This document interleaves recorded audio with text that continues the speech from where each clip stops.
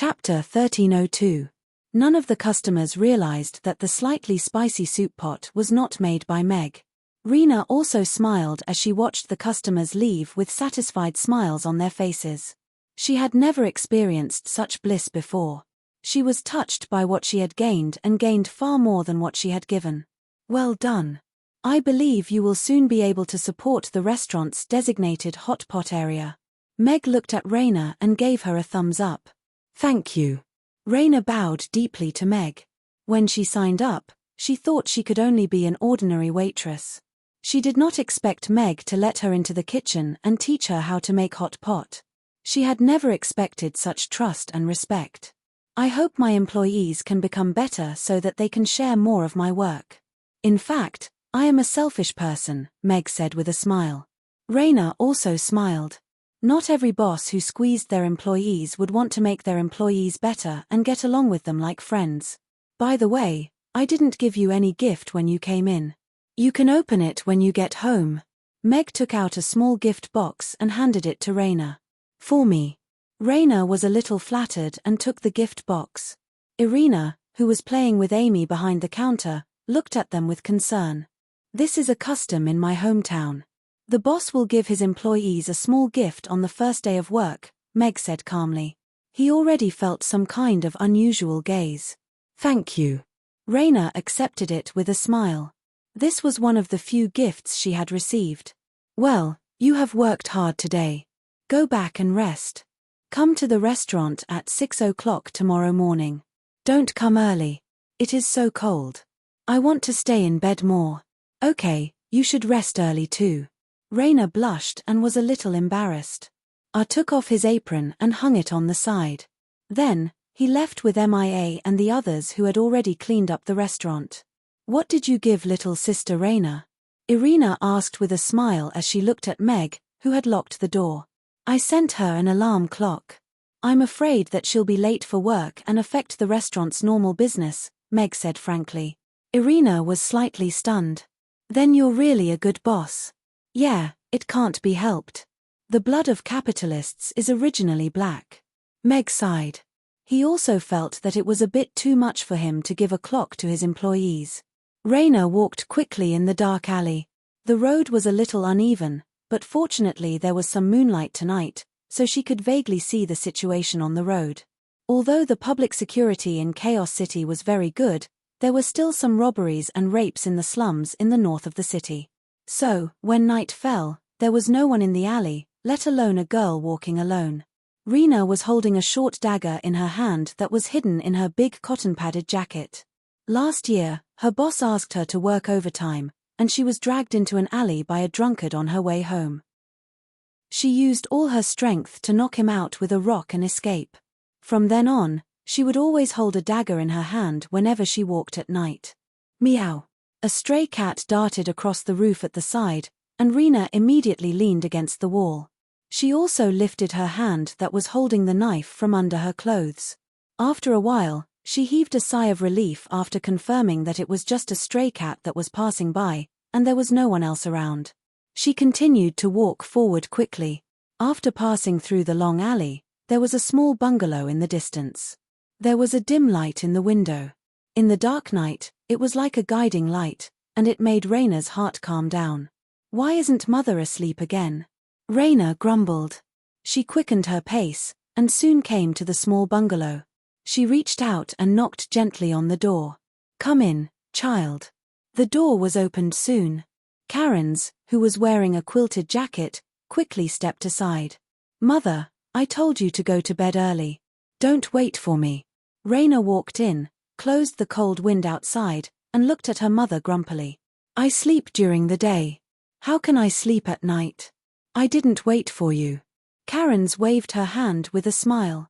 She looked up and down at Rena, and asked, Did you meet anyone strange on the way?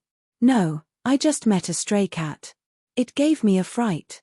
Rena shook her head. She walked into the house with Karen's. She knew that her mother couldn't sleep because she was worried about her. Alas, it's not good to be so late every day. It's too dangerous to walk at night. Can you talk to the boss? In the future, we will work during the day. It's okay to do more during the day, and let you go home earlier at night. Karen's was a little worried. Last year, she was scared when she saw her child come back with a bloody head. It's okay. I have a knife with me now. No one can hurt me. Raina shook her head with a smile. The busiest time in the restaurant is at night. Today, the boss taught me how to make red soup hot pot.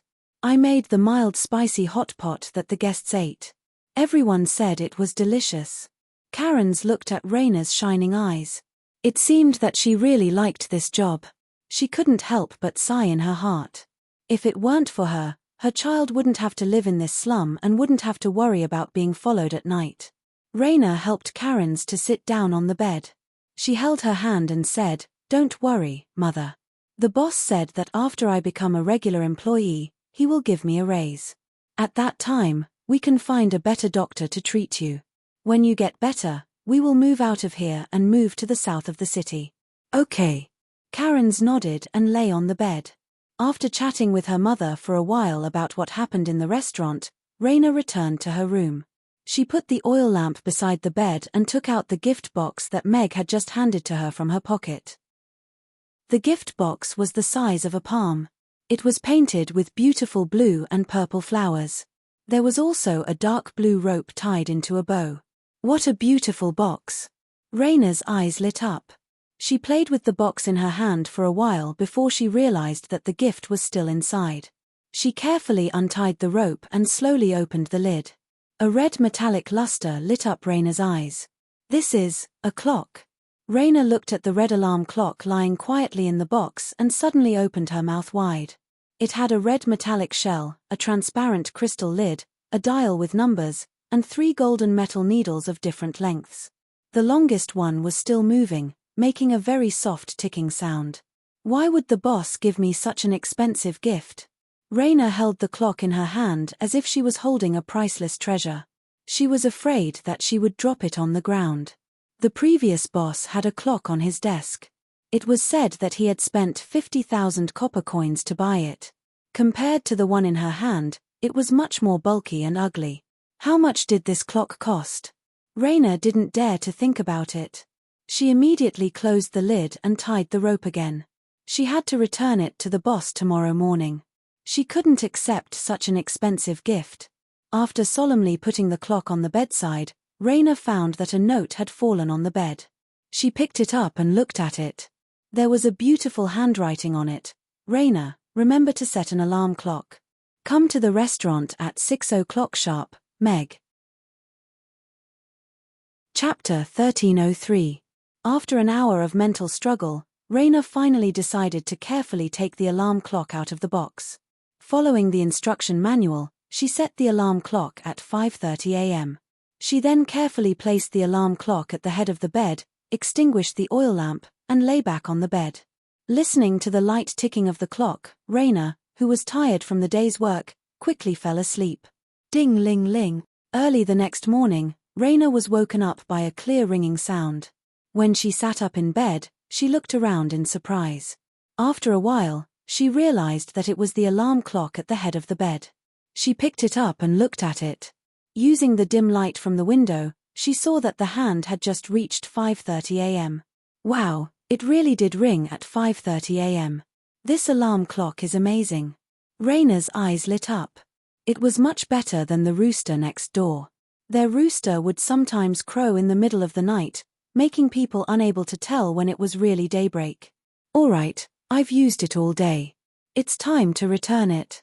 Such a precious gift can't be casually accepted. Raina pressed the switch gently and turned off the alarm clock that was still ringing. She put it back into the box and then put it in her pocket solemnly before going out to wash up. When Raina arrived outside Amy's, it was 5 minutes to 6 a.m. Meg, who had already washed up and was downstairs, saw the figure outside the window and opened the door to let Raina in. "You're very punctual today," Meg said with a smile. "Yes, thank you for the alarm clock. It let me sleep well." Raina also smiled and nodded. She then took out the box from her pocket and handed it to Meg with both hands. "This is. I can't accept such a precious gift, but I have already accepted your kind intentions.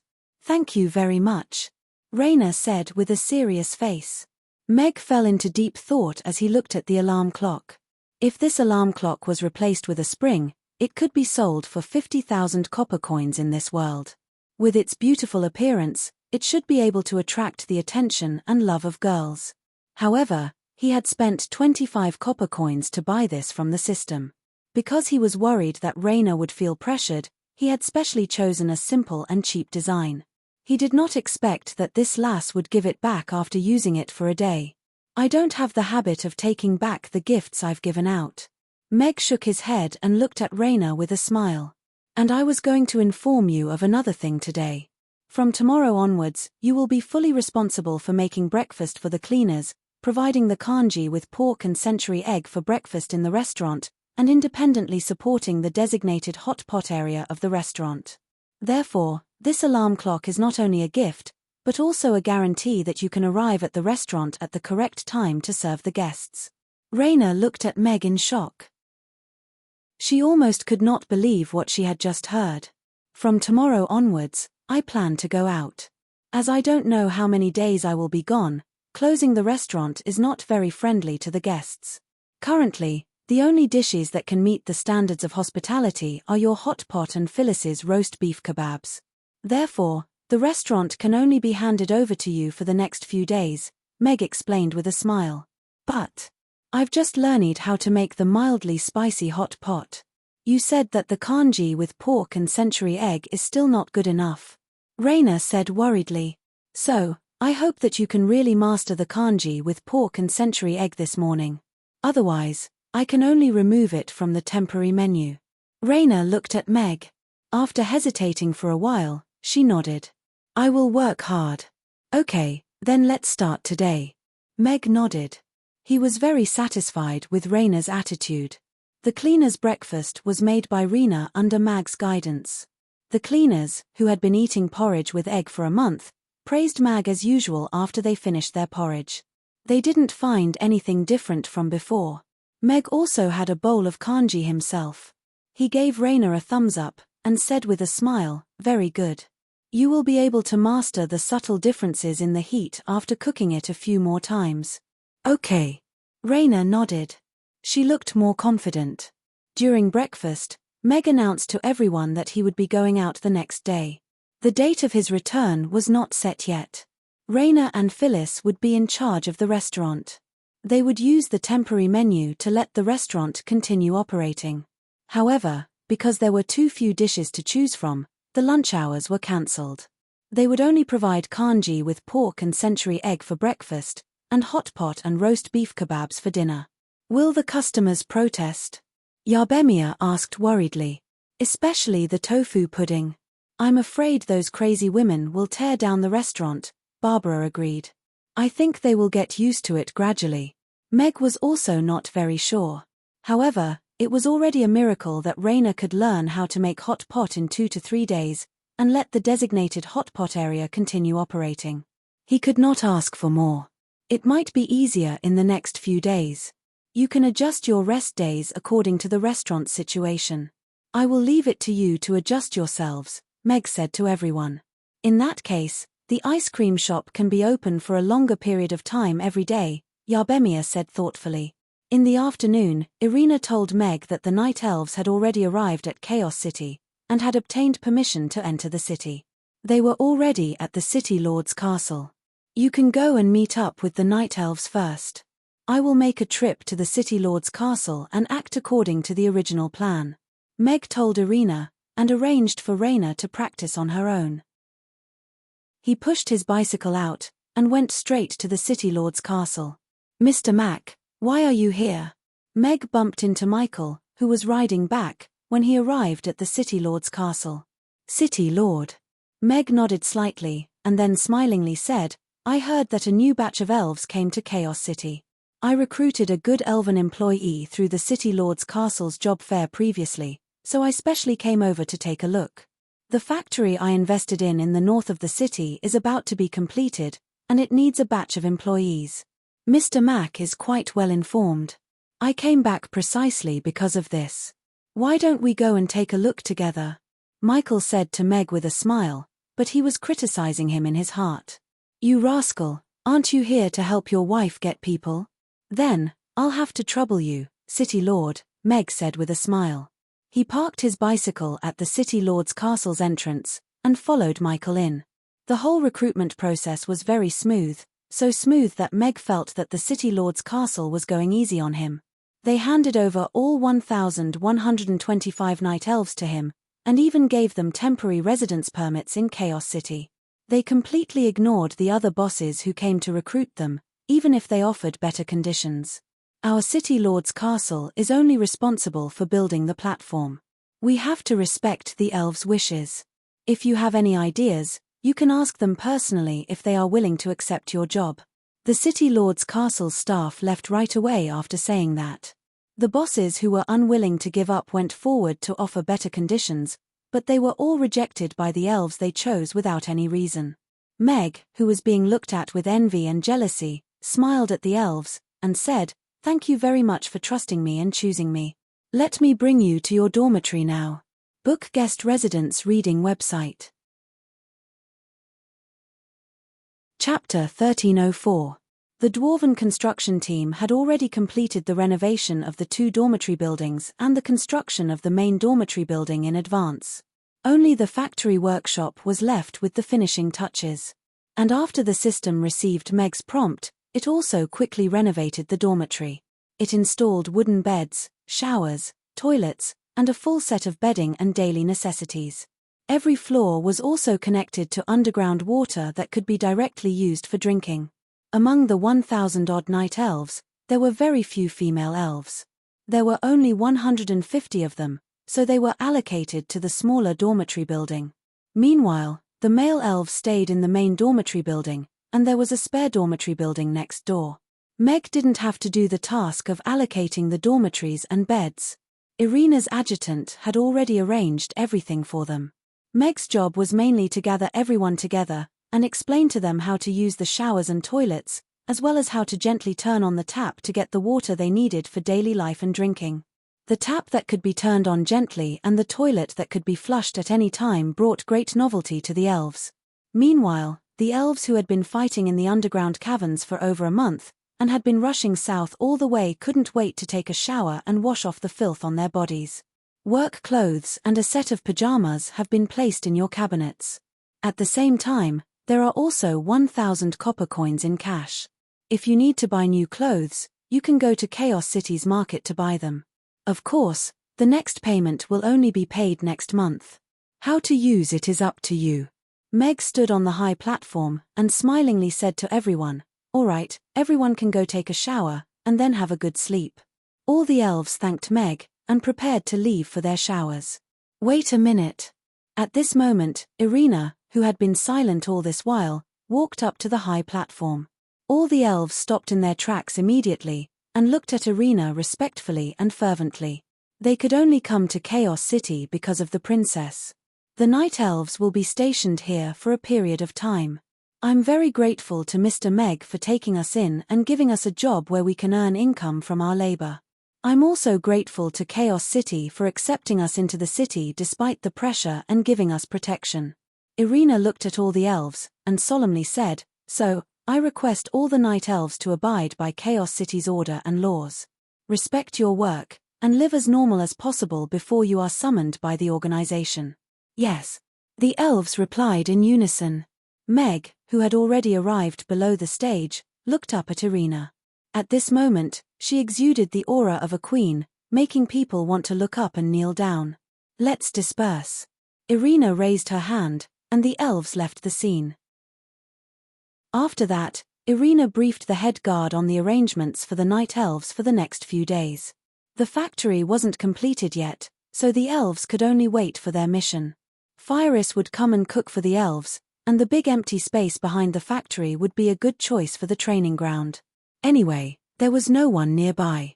Irina walked towards Meg after she was done with the briefing, and casually said, "Let's go. It's all arranged." "You're quite suitable to be a queen," Meg said with a smile as he walked alongside Irina. "Yours?" Irina tilted her head slightly. "Mine, and theirs." Meg nodded. "Then, I only want to be yours." Irina looked into the distance. It's too tiring to be the queen of so many elves. Meg looked at Irina's side profile, and suddenly felt sorry for this woman who only showed her strong side in front of others. He gently said, "Then just be my queen. When the war is over, I'll hand everything over to them." Will the war really end? Irina turned her head to look at Meg, as if she wanted to find the answer from his eyes. Meg didn't avoid her gaze, and said seriously, "We can't end a war that hasn't started yet, but perhaps we can stop a war that's about to start, or end a war that has already started." Irina revealed a charming smile, and continued walking forward. She asked, "Then, how do you plan to end the war with the demon race this time? A bowl of sweet and savory tofu pudding? I'll probably change it to crayfish this time," Meg said thoughtfully. "You can't be serious, right? Do I look like I'm joking?" On the way home, Meg specially went to Crassus and Julian to ask for a leave of absence for Amy. "Mr. Mac, that's not right. How can you delay your child's cultivation? Besides, who knows how many days it'll take? Can you bear the responsibility if your child's cultivation can't keep up?" Crassus looked at Meg with a stern expression. It was fine that Meg occasionally asked for leave, but this time, he didn't even mention the number of days. Wasn't he messing around? "Amy, it looks like I won't be able to take you with me this time." Meg looked at Amy with a regretful expression.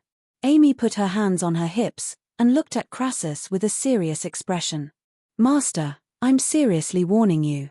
If you don't let me take a leave of absence, I'll cultivate an extra hour of ice magic every day from now on." Crassus opened his mouth. Wasn't that too much? Amy's talent was already unrivaled among her peers. The only person Crassus wanted to beat now was Julian. If Amy cultivated an extra hour of ice magic every day, how could he compete with Julian? "Mr. Mac, you win." Crassus looked at Meg with some resentment. He looked at Amy, who had her hands on her hips and didn't have any intention of negotiating. He could only nod, but still reminded her, "Little Amy, even if you go out to play, remember to spend some time cultivating magic every day. Remember, it's fire magic." "Yes, I will."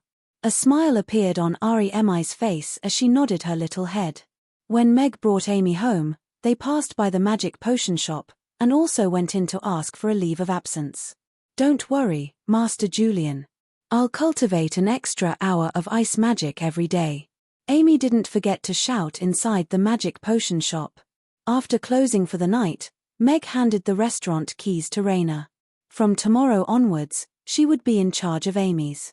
Meg hung the notice he had written during the day on the door, announcing that the restaurant would be in receivership mode. "We're in a hurry. Let's set off tonight," Meg said to Irina, who had already showered, put on her pajamas, and was about to go to bed with Amy in her arms. "Are we in such a hurry?" Irina looked at Meg in surprise, then looked at her own clothes, and complained, "Why didn't you say so earlier? Just wear it like this. We're not going to take our Z this time. We'll go straight to sleep, and we'll be there when we wake up," Meg said with a smile. "How are we going to get there if we don't take our Z? You have a new lover. I've recently invented a mobile restaurant. We can try it out," Meg said with a smile. "Shameless." The system's resentful voice floated past. "A restaurant that can fly. Wow, I like it." Amy's eyes lit up. She jumped off the bed and threw herself into Meg's arms, and asked excitedly, "Where is it? Father, where is the flying restaurant?" Chapter 1305. The water droplet-shaped mobile restaurant was suspended 3 meters above Amy's balcony. The dim light made the translucent shell look mysterious and beautiful. "Wow, it's so beautiful. It's just like a big water droplet." Amy looked up at the water droplet-shaped aircraft, and then looked at Meg strangely. "Father, how do we get up there? Did you really make this?" Irina looked at the aircraft with surprise. Just making that huge water droplet hover in midair was already a very impressive feat. She knew very well that Meg was not a spatial magic caster. "Of course." Meg nodded with a smile, and then snapped his fingers. One side of the water droplet-shaped aircraft opened up like a flower petal, and slowly landed on the balcony. A staircase with light indicators extended all the way to the aircraft. "Father is so awesome. Amy's mouth was already wide open as she looked at Meg with admiration. "Let's go up and take a look." Meg accepted the little one's admiration and said with a smile. He was actually quite curious about what the interior of this mobile restaurant was like. After obtaining this restaurant, this was the first time he summoned it out to use. "Let's go." Amy was the first to jog up the stairs. "I want to take a look too." Irina followed closely behind Amy and quickened her pace. Looking at the two excited women, Meg had no choice but to follow behind them. Meow Tilda Ugly Duckling looked at the three of them walking up the stairs and hesitated for a while before deciding to follow them quickly. After Meg boarded the mobile restaurant, the stairs behind him closed again. Meanwhile, Amy and Irina, who had boarded the spaceship first, were looking around curiously at the various joysticks and buttons. Once they entered the mobile restaurant, it was the control room. The brightly lit circular control room allowed them to see the scenery outside clearly, and it was enhanced by the night vision device. There were all kinds of LCD panels and dazzling lights. Everything was full of sci-fi colors, and it made Meg, a pseudo-sci-fi fan, gasp in amazement. "Wait, Amy, you can't just press these buttons." When Meg saw that Amy was about to press the red self-destruct button, he hurried over to her and carried her down from the center console. Only then did he heave a sigh of relief. "What's an interference bomb?" On the other side, Irina asked curiously. After thinking for a while, she pressed the orange button. Oh no. Mag couldn't stop it in time at all.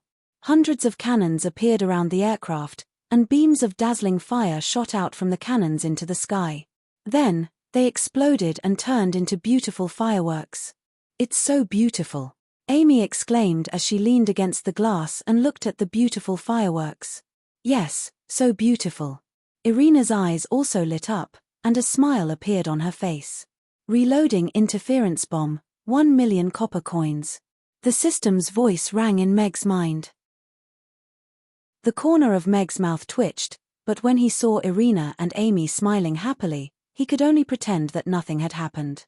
1 million was nothing if he could make the beauties smile. "System, you treacherous arms dealer," Meg roared in his mind. "You two sit down first. You can look, but don't touch. Otherwise, we might fall from the sky," Meg said to the two of them. His fingers quickly tapped on the main control screen, and the mobile restaurant's flying posture began to be adjusted. 3 jets appeared at the rounded bottom, and purple-white flames shot out. With a whoosh, they disappeared from the sky above Amy's. What was that sound? Morbai, who was drunk, opened the window and looked out. There was only a white mark left in the sky, and there was a burnt smell in the air. He looked left and right, and didn't see anything, so he closed the window and went back to sleep. Many people were awakened by the explosion, but when they opened the window or went out to check, Meg was already 50 kilometers away from Chaos City with the mobile restaurant. "This thing is flying so fast. It's even faster than RZ." Irina was shocked. Although she couldn't see very clearly at night, she could clearly feel that this strange-looking thing was even faster than RZ. It should be about the same as RZ's maximum speed, but it doesn't usually fly like that. Meg smiled. RZ's speed was still very fast, but it couldn't last for too long at its maximum speed. However, the mobile restaurant didn't have such a problem. As long as there was money, it could fly as long as it wanted. RZ was too big of a target, so Meg didn't bring it along for this trip to the boundless sea realm. Meg set the destination, and then clicked into the hosting mode. They would be able to reach the system's crayfish breeding base after waking up from their sleep. When he got the mobile restaurant, Meg also got the driving manual at the same time. He had already mastered the operation of the mobile restaurant completely. "All right, let's go take a look at the living area. Go to sleep first, and we'll be at the boundless sea realm when we wake up tomorrow." Meg carried Amy, who was starting to feel sleepy after her excitement, and walked towards the living area behind the central control room. The living area was bigger than Meg had imagined. It was about a small 2-bedroom apartment with 2 small bedrooms, a small living room and dining room, a small kitchen, and a washroom. Although it was small, it had all the essentials. The renovation style was similar to Amy's, low-key, luxurious, and classy. Amy and Irina slept in one room, Meg slept alone in the other, and Ugly Duckling slept on the floor. Everyone fell asleep very quickly after the rooms were allocated. Although they were sleeping in the flying device that was flying at high speed, everyone didn't feel the slightest bit of shaking, and slept very soundly. Ding! We have arrived at our destination. Early the next morning, Meg was woken up by a notification sound. Opening his eyes, Meg habitually looked at the alarm clock at the bedside. It was 6 in the morning, just like usual. However, when he opened the curtains while rubbing his sleepy eyes, a shark with its bloody mouth opened suddenly bit at him. He was so scared that he flew back to the bed and grabbed the sword beside the bed. However, when the shark hit the flying device only spun around on the spot. Meg, who was in the flying device, didn't even feel anything. Instead, the shark broke a few teeth and swam away angrily. Only then did he heave a sigh of relief. It seemed like this flying device was very resistant to bites and collisions. However, after flying for an entire night, how did this flying device end up in the sea? Meg leaned close to the glass and looked out. In the clear sea water, he could see many deep-sea fish swimming around. Soon, his gaze landed on the black fog in the west. It dyed the sea water black as if something was hiding in it, and it was slowly spreading in all directions. And in the center of the black fog, there should be a small island. He could vaguely see the outline of it. It's really the black fog, Meg whispered to himself. Bookhouse reading website. Chapter 1306. After successfully arriving at their destination and having a good night's sleep, Meg was not in a hurry to wake up the mother and daughter who were still asleep.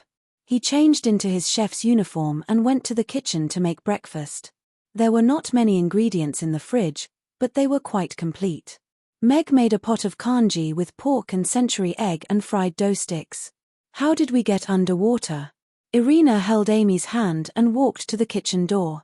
She looked at Meg, who was scooping up the fried dough sticks, and asked in confusion. I saw a lot of fish. Father, are we having grilled fish for lunch today? Amy asked with sparkling eyes. It's harder to be discovered underwater.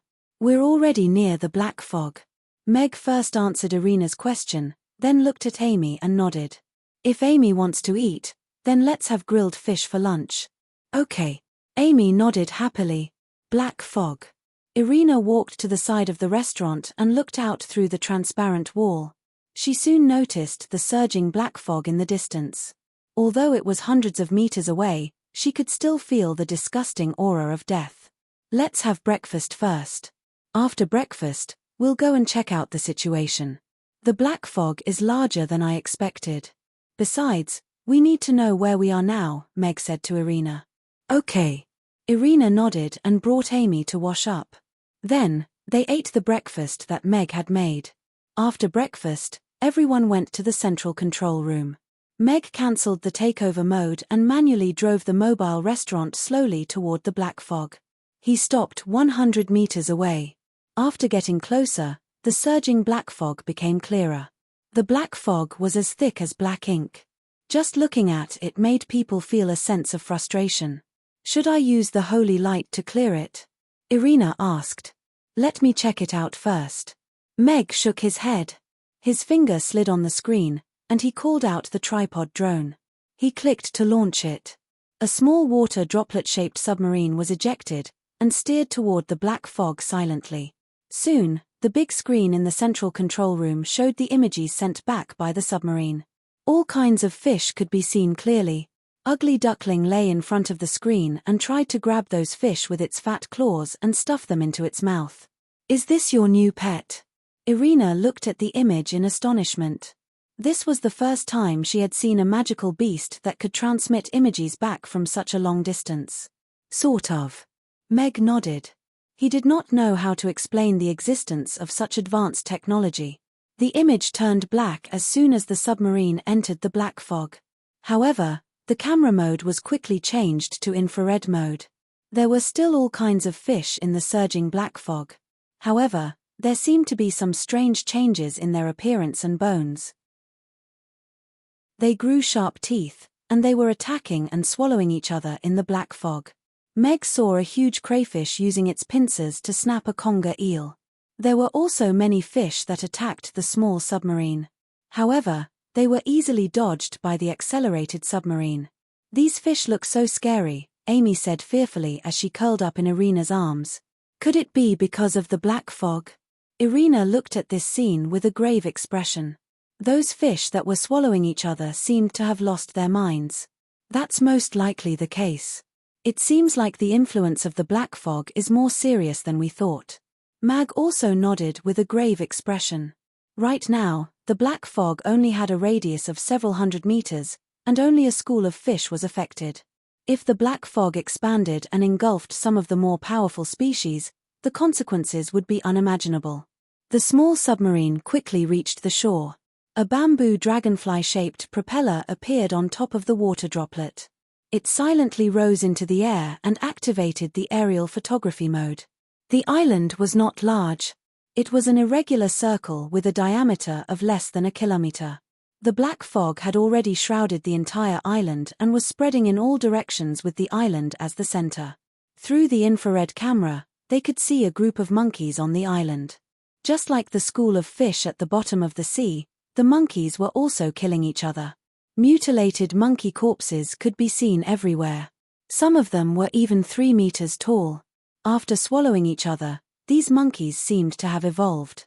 "Looks like this is an uninhabited island," Meg said softly. This was the only thing that made him feel relieved. He was ready to retrieve the drone. "Father, look. There's a round fatty over there," Amy suddenly said as she pointed to the bottom right of the screen. "This is." Only a blurry round figure could be seen on the screen. Turning the camera and zooming in, there was indeed a big fatty kneeling in front of a stone statue in the center of the screen. Because it was too round, it looked like a round ball. Only a rough outline of the stone statue could be seen in the thick black fog. It seemed to be a skeleton. "With this body shape, it might be a demon from the Abyss Demon clan," Irina said as she leaned forward slightly. "Our current position is 350 kilometers west of the Abyss Island. It's still within the waters of the Abyss Island, so it's very likely that it's the abyssal demons." Mag nodded in agreement after glancing at the map. Previously, when the Abyss Demon clan and the Giant Dragon clan were negotiating peace, he had received an Abyss Demon and had a deep impression of the big fatty riding a pig. Moreover, the Abyss Demon clan was also one of the masterminds in the ambush. Abyss Lord Alfred was on Irina's kill list for this trip. Initially, they thought that it was an uninhabited island. They did not expect that an Abyss Demon would be involved, causing a sudden change in the black fog clearing operation. "He seems to be saying something. Perhaps we can find out what happened to Borge from him." Meg turned the drone's invisibility function to the maximum and slowly approached the voice. With the cover of the trees, the drone quickly approached the Abyss Demon. A dreamlike voice gradually became clearer. "I, Alfred, serve the Master, power, offer my soul." The drone stopped about 10 meters away. They could see the meatball that was like a small mountain. The words he said intermittently shocked Meg and Irina. "I didn't expect it to be Alfred. Offering his soul in exchange for power. Is he making a deal with the devil?" Irina frowned. "What's a deal with the devil?" Meg asked, puzzled. "This is an ancient legend. Fallen creatures sell their souls to the devil in exchange for terrifying power." "This is a deal with the devil," Irina said softly. "I'm afraid this is not just a legend." Meg looked at Alfred, whose body was gradually expanding, and said with a serious expression. Chapter 1307. The Strange Black Fog, the Crazy Creatures, and the Abyssal Lord who made a deal with the devil. All of these made this island seem mysterious and scary. The legend had become reality, and it was right in front of them. What could make Borge and Alfred, who were the top beings of the entire continent, sell their souls for power? What did they see in this black fog? What kind of terrifying power did they want to obtain? This was what made Meg feel really uneasy. What kind of power was behind this black fog? What was the purpose behind this deal? They had no idea now. Borge had already been killed, and Alfred was accepting the deal to become even more powerful. At the same time, there might be more black fog appearing in many places in this world. What should we do now? Why don't we kill him while they're making the deal? Anyway, this fatty is at the top of my must-kill list. Irina looked at Meg and asked, if there's no black fog, you might be able to kill Alfred, but in this black fog, we might not be his match. Meg shook his head. He had a faint fear of this black fog, and didn't want Irina to step into it to fight. As the Abyssal Lord, Alfred was also a powerful 10th-tier demon. His strength was second only to the Abyssal Elder among the Abyssal demons. After receiving the support of the mysterious power, he might not be weaker than Irina. Killing Alfred was indeed a good fuse to stir up internal strife among the demons, but this meant that they had to completely hide their identities, and they needed a chance to kill him in one shot. So we're just going to watch him continue to become stronger. Alina's brows furrowed. Borge had clearly made a deal with the being in the black mist back then, and had become powerful and difficult to deal with. She didn't think it was a good idea to continue watching Alfred become more powerful. System, you should be responsible for all the consumption caused by clearing the black fog, right? Meg asked. This. The system was a little hesitant. According to the countdown, the black fog will reach the second barricade in 8 hours. When that time comes, the black fog will be too large to be cleared, and the whole lobster base might fall, Meg said calmly. I don't mind eating less lobsters. I mind. The system roared. The 300,000 crayfish had already cost it 30 million. Now, there were still 1 million crayfish in the farm. Most of them had already reached the size where they could be sold. If the net was broken, then it would really lose everything. Weapon authorization complete. The cost of clearing the black fog will be borne by the system. A notification sounded. Very good. The corners of Meg's mouth curled up slightly. His fingers quickly tapped on the main screen, and the camera that was originally in the reconnaissance mode separated. The camera began to move upward, and the lower half of the cone quickly reassembled, turning into a cone-shaped missile. It changed its direction and aimed at the hazy stone statue in front of Alfred. Fire! Meg pressed the red button firmly.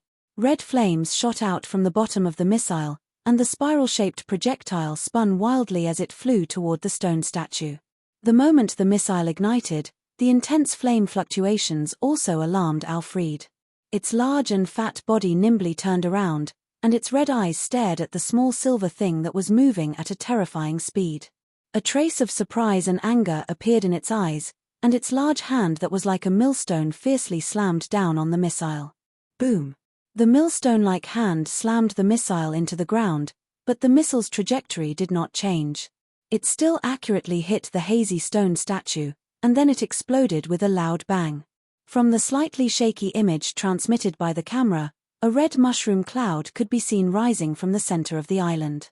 Everything on the island was blown to pieces by the explosion, including the few monkeys that had successfully evolved. The entire island was filled with black dust, and the infrared camera was also greatly affected.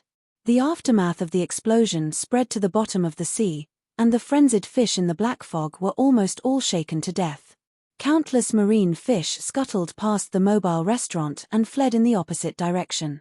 Irina stared at the image for a while, blinked, and turned to look at Meg. Did you do that? Did Father throw a fireball at the island? Amy was also looking at Mag with a hint of surprise on her face. Something like that, but I still don't know magic. Meg nodded. He was also a little surprised by the power of the bomb, which raised the entire island to the ground. I really can't see through you anymore. Irina raised her eyebrows, but there was a smile in her eyes. Of course, the more powerful her man was, the better. Moreover, not being able to see through him made him even more mysterious and tempting to explore. Father is so powerful, even more powerful than Amy's fireball. Amy entered the state of a little fangirl, looking at Meg with a face of worship. Naturally accepting the worship from his wife and daughter, Meg operated the camera to zoom in, and said, an explosion of this level shouldn't be able to kill Alfred. Sure enough, as the dust dispersed, a large crater with a diameter of tens of meters appeared in the center of the island.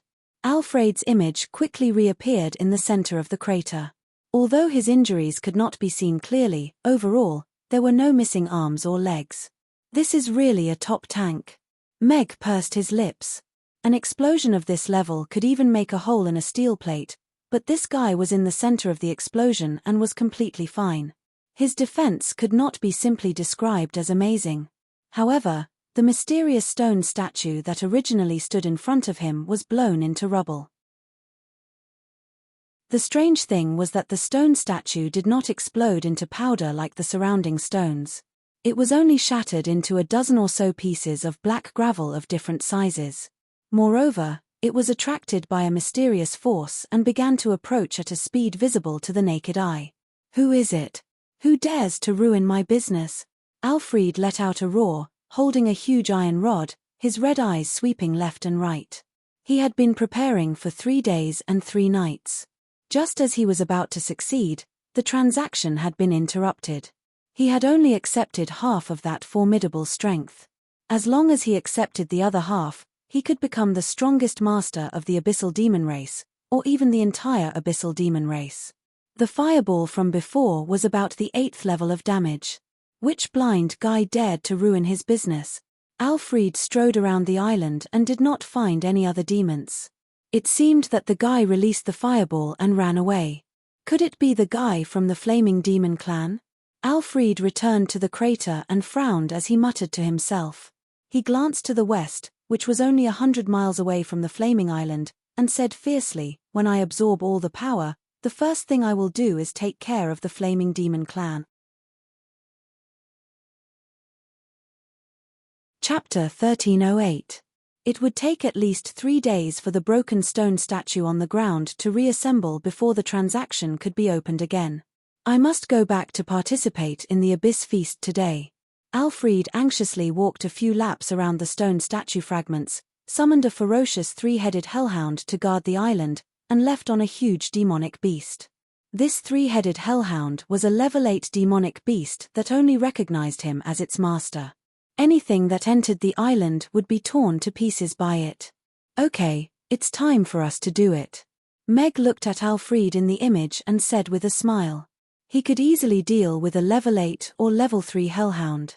Before Alfred returned to the island, he must clear the black fog and destroy the strange stone statue. With Alfred's cunning, he will definitely come back again. If we don't want to fight him now, maybe we should wait a little longer. Irina sat in the chair and was not in a hurry to get up. Meg heard this and sat back in the chair. Sure enough, half an hour later, Alfred rode the demonic beast back to the island again. After confirming that no one had been on the island, he scattered 2 big bags of abyssal venomous worms before leaving. Demons are really cunning. Meg looked at the venomous worms that quickly drilled into the cracks of the stone and could not help but have a headache. The abyssal venomous worms were extremely poisonous, and a bite could be fatal. He probably won't come back this time. Irina got up and took out her magic caster's staff. "Then let's start clearing the black fog." Meg nodded and controlled the mobile restaurant to move in the direction of the black fog, stopping about 10 meters away. As the fish in the black fog were killed by the aftermath of the previous explosion and the stone statue was damaged, the black fog seemed to have quieted down and did not continue to expand outwards. However, in this deep sea, the black fog that was as thick as black ink was still terrifying. "What do you need me to do?" Irina asked. As she approached the black fog, the sense of disgust in her heart grew stronger. The thick aura of death and the aura of life were 2 completely opposite existences. Meg looked at Irina and said, "If my judgment is not wrong, your holy light magic should have a purifying effect on this black fog. I need you to use holy light to clear all the black fog before we can land on the island. The real research value should be the stone statue. In this world, perhaps only Irina could see through the black fog." Meg was somewhat glad about this. Of course, was he a man who would live off a woman? "Okay." Irina nodded. "What about me? What about me?" Amy came up to Mag excitedly and asked, "Father, what can I do for you?" "Those poisonous bugs on the island can only be dealt with by Xiao Mi. If we are bitten by them, our bodies will rot and we will die." Mag looked at Amy with a serious expression and asked, "Amy, can you complete this difficult mission?" "I promise to complete the mission." Amy nodded solemnly. Her eyes shone with excitement. She did not expect her father to entrust her with such an important mission. The mobile restaurant emerged from the water and hovered 3 meters above the sea surface. The hatch slowly opened. "Holy light, please heed my call. Cleanse this filthy world and destroy all evil." Irina raised the magic staff above her head and chanted a spell. A bright silver light gathered at the tip of the magic staff and was suddenly released. A beam of holy light that was countless times more intense than the sun's rays shot out from the staff, instantly piercing through the dark fog. Wherever it passed, the black fog quickly melted like snow meeting fire, revealing a clear path. "It's really effective." Meg was elated. His judgment was not wrong. The holy light was indeed very effective against the black fog. "What a powerful light. Can I learn it?" Amy looked at Irina with admiration. If she could learn it, she would not have to carry a fireball when she went out at night. It would be much more convenient. "Purify, evil power." Irina waved her magic caster's staff, and holy light swept out like a blackboard filled with words. The black fog that enveloped the island and the sea within hundreds of kilometers was instantly wiped away by the holy light, and the surrounding sea became clear again. All kinds of completely deformed fish floated on the surface of the sea, and they all had sharp teeth and looked extremely terrifying. Meg looked at this scene and could not help but gulp. At this moment, the system's voice sounded in Meg's mind. "Congratulations, host. The black fog removal mission is completed. You have received the full set of crayfish cooking recipes. Living off a woman was really good." "Perfect." Meg looked at Irina with admiration. Her strength was actually not in combat. Light magic and life magic were not good for combat magic. It was only because her past achievements were too impressive that people gradually neglected this point. This was a woman who was favored by the goddess of light and the goddess of life at the same time. She should have been high and mighty and accepted the worship of the world, but she played herself into a powerful combat magic. "It's easier than I thought." Irina put away the magic staff. She was also a little surprised that the black fog was removed so easily. "Then let's go to the island." Meg piloted the mobile restaurant and flew toward the island. After the black fog was removed, there was still some dust from the explosion floating above the island. It did not affect their vision anymore. The traces left behind by the missile explosion were also clearly visible. The entire island was razed to the ground. There was almost no intact stone. In the center of the island, there was a huge pit with a diameter of more than 50 meters and a depth of more than 5 meters. The 3-headed devil hound was guarding the big pit. 3 pairs of scarlet eyes stared at the mobile restaurant above the big pit and roared crazily. The 3-headed devil hound was more than 10 meters long and 7 to 8 meters tall. It had 3 big dog heads, sharp fangs, scarlet eyes, and a snake tail. It was somewhat similar to the 3-headed hellhound in Greek mythology. It was unknown if the two were related. "Leave this puppy to me. Amy, I'll leave the poisonous bug to you. Don't let your mother tire herself out." Meg smiled and patted Amy's head. He held his sword and directly jumped down from a height of 100 meters toward the 3-headed devil hound. After breaking through to grade 8, he had not found a decent opponent to test his sword on. This watchdog was a good choice. Seeing Meg descending from the sky, the 3-headed devil hound went into a frenzy. One of the dog heads spat out a ball of fire, while the other one spat out a ball of ice flame toward Meg. A surprising move. But it's more interesting this way. Meg smiled. His body that was falling vertically suddenly flipped backward the moment before it collided with the flames and ice flames. He narrowly avoided the attacks of the two, and at the same time, cut off the tail that had turned into a poisonous snake that was biting at him. Poisonous bug, I'm going to destroy you." Amy also pulled out her wand and began to chant something. She pointed it downward, and a vast expanse of flames instantly descended from the sky. Aside from a 100-meter radius around Mag, the entire island was engulfed in flames. Accompanied by a series of crackling sounds, the 5-colored poisonous bug turned into ashes in the fire.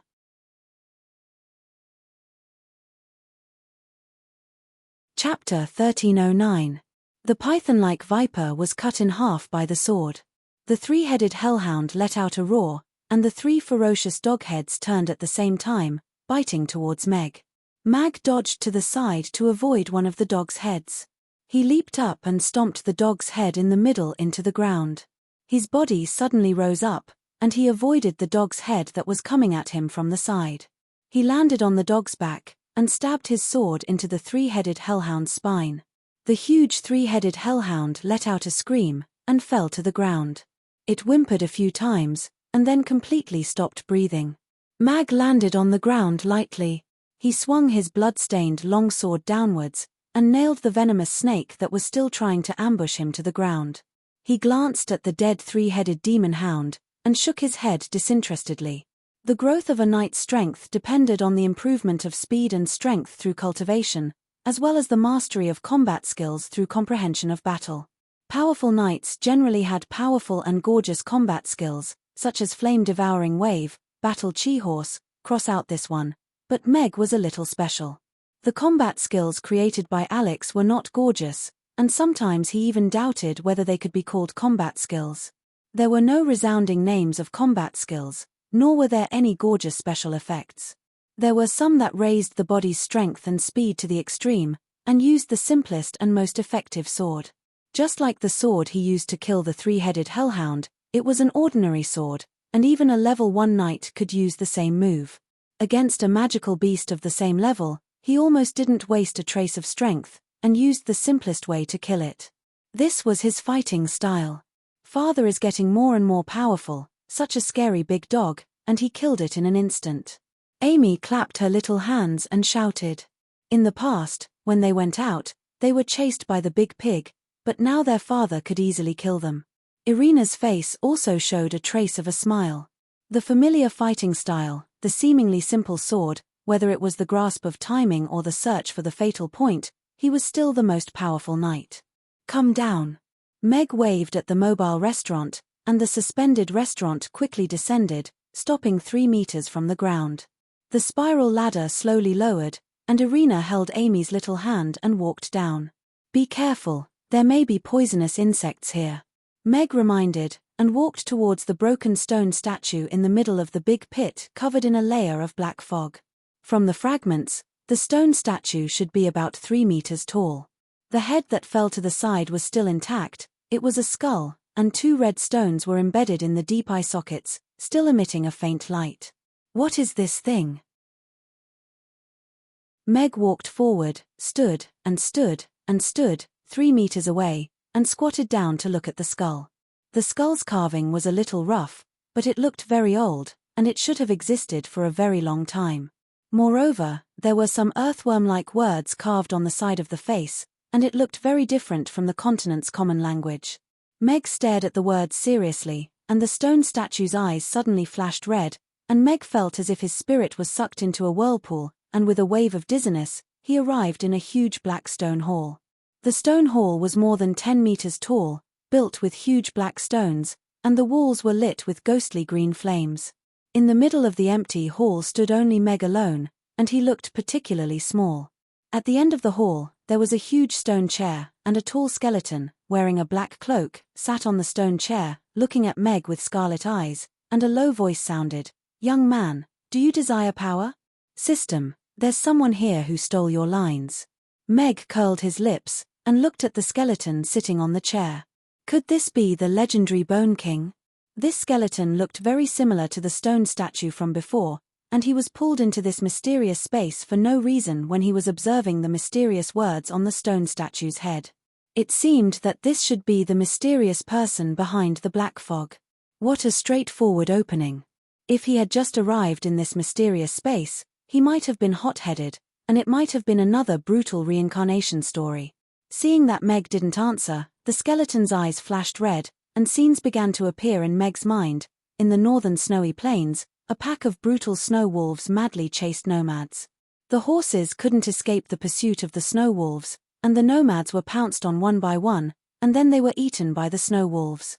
In this bloody chase, only a little boy escaped, and there was a sword hanging on the back of his horse.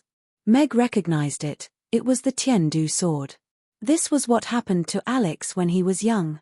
Meg was deep in thought as he looked at the youth who was facing the north, kneeling in the snow, and crying. Then the scene changed. In the northern border of the Roth Empire, a group of Imperial cavalrymen was surrounded by orcs several times their number. As the leader of the cavalrymen, Alex could only watch his subordinates and brothers die in the siege even though he could fight against 10 orcs alone. In the end, only 6 of the 100-odd cavalrymen managed to escape the siege. The scene changed again. It was raining cats and dogs. Alex, who was wearing a suit of armor and a general's waist token, was carrying a baby in swaddling clothes on his back. He was heavily surrounded, and powerful magic shrouded the sky. Hundreds of heavy cavalrymen charged at him, the demons were laughing, and the elven archer's arrows were aimed at the baby on his back. After a great battle, Alex, who was lying in a pool of blood, opened his eyes and watched as those fellows snickered as they severed his tendons and injected curse magic into his body. They then kicked the swaddling child dozens of meters away and left without a second thought. Meg slowly clenched his fists as he watched that figure crawling towards the swaddling clothes with difficulty in the rainy night. Yes, at times like this, what he craved the most was power. "Young man, do you crave power?"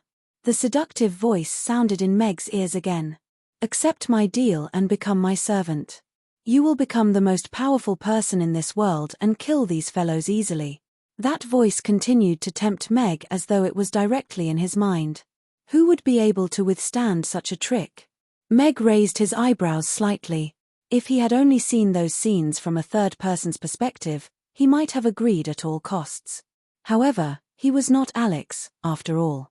Although he was a little angry, he did not lose his rationality. Therefore, he opened his eyes and looked at the skeleton sitting on the chair. He shook his head with a smile, and said, "No, I crave to cook." The skeleton's red eyes flickered as though he was surprised by Meg's answer. "Who exactly are you? What's the purpose of setting up this black fog?" Meg asked the skeleton as he kept his smile. Chapter 13:10. This world will eventually return to the rule of this king. The undead army has already embarked on their journey. Meg heard the last sentence before he escaped from the vortex. Then, he opened his eyes and subconsciously took 2 steps back. He met Irina's blue eyes. "Are you okay?" Irina reached out and grabbed Meg's hand to prevent him from losing his balance. She looked at him worriedly. "You were bewitched by the skull." "I'm fine." Meg shook his head. Only then did he realize that his back was completely drenched in sweat. After he asked that question, the skeleton man flew into a rage. Endless black fog filled the hall, and groups of skeleton cavalry began to attack him, leaving him with nowhere to run. If it wasn't for a beam of light piercing through the dome of the hall at the last moment and shaking him out of the hall, he might not have been able to return. Mag glanced at the stone statue that was smashed into smithereens on the ground. The black fog had completely dissipated. Such a violent move was obviously done by Irina, who was holding his hand with a worried expression. "I'm fine. I was too reckless." Meg shook his head and said apologetically. He still underestimated the stone statue. He thought that after it was shattered, it wouldn't be that scary. He didn't expect to fall into its trap. "Bad stone statue, stupid stone statue, how dare you bully my father? I'll burn you to ashes." At the side, Remi was throwing fireballs at the stone statue that had been smashed into pieces. The burning flames quickly burned the stone statue into a pile of white ash and completely disappeared. "What did you see?" Irina asked Meg. "Let's go up first. We should leave this place," Meg said. He looked at the pile of white ash and thought for a moment. Then, he took out a dustpan and swept all the white ash into a pile. When they got on the mobile restaurant, Meg asked Amy to burn the 3-headed hellhound with a fireball. Then, he drove the mobile restaurant to the bottom of the sea again. "Father, that stupid dog is already dead. Why do you want to burn it again?" Amy asked in confusion. Irina also looked at Meg curiously. "If we can create a rift in the alliance between the Abyss Demons and the Flaming Demons, or even tear them apart, it will be a good thing for world peace," Meg said with a smile. Since Alfred had long been dissatisfied with the Flaming Demon tribe, He naturally did not mind taking advantage of the situation and making them completely turn against each other. With Alfred's brain, he will definitely think that the flaming demons did it, Irina said with a smile, looking at Meg with admiration. This was really a good plan. I was just dragged into a mysterious black hall. Meg told Irina about his experience just now. The elves were a very ancient race. Their long lifespan allowed them to have a more coherent history and inheritance than humans. As the elven princess, she might know something. The undead army has already embarked on their journey. Irina repeated Meg's last words. Her beautiful eyebrows furrowed. After thinking for a while, she shook her head. The legend of exchanging souls with the devil was told to me by my mother when I was young, but I don't remember if she mentioned the undead army. I haven't read many ancient books of the elves. It seems that it will take some time to find out what this sentence means. Meg was slightly disappointed. It seemed that there was no shortcut. If necessary, I can make a trip back to the Wind Forest. Although the Queen is still in seclusion, I know where those ancient books are kept, Irina said. She also felt that this black fog was unusual. If the skeleton people's undead army really existed, and they had already embarked on their journey to conquer the Norland continent, then they had to understand what kind of existence they were. That's too risky. Meg shook his head. He did not want to put Irina in danger again. We can find out about them through other channels. I have established some connections with Chaos City now. They might be able to help. All right. Irina glanced at Amy and nodded. Then, she asked, where are we going next? The black fog has been cleared, and the stone statues have been destroyed. However, the fog of war shrouding the Demon Islands is getting thicker and thicker. Our objective for this trip is to destroy the alliance among the demons so that they will be too tired to deal with the conflicts among the various races on the islands. That way, they won't be able to make a unified voice at the peace talks in a month's time. Meg brought out the map of the Demon Islands. Every island represented a demon race. The more powerful the demon race, the bigger the island, and the closer it was to the center. Irina pondered for a moment, and said, assassinate the powerhouses of the various demon races, and then frame the other demons. That's a simple and effective method. Meg nodded. This method was indeed very effective. As long as it was done properly, it would be very easy to stir up trouble between the two races, especially among the generally irritable demons. Apart from that, we still need an identity. Meg pointed at a medium-sized island near the center. Carapace Island. We will be staying here with our identities concealed for a period of time, and we will open a restaurant. A new restaurant? Amy asked with sparkling eyes. Yes. Meg nodded. The most effective way to eliminate the 300,000 escaping crayfish was probably through the mouth of a foodie. Concealing our identities means we have to pretend to be demons. Irina asked after pondering. Yes.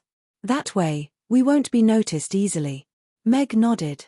Otherwise, with Irina's reputation, the whole world would probably know that Irina had opened a crayfish restaurant on Carapace Island the moment the restaurant opened. Sounds interesting. Irina's face revealed some anticipation. She used to love concealing her identity and doing interesting things. Otherwise, most people would stay away from her, and it would be very boring. Before that, let's go and get some ingredients. Meg controlled the mobile restaurant and dived into the deep sea. Host, what are you planning to do? The system's nervous voice sounded. Inspect the ingredients base. Since we're here, we can't go back empty-handed, right? Meg said matter-of-factly. Host, please mind your words. This is the crayfish breeding base of this system. It's not open to the public. System, that's not right. You said that as a crayfish catcher, you might supply the restaurant with crayfish in the future.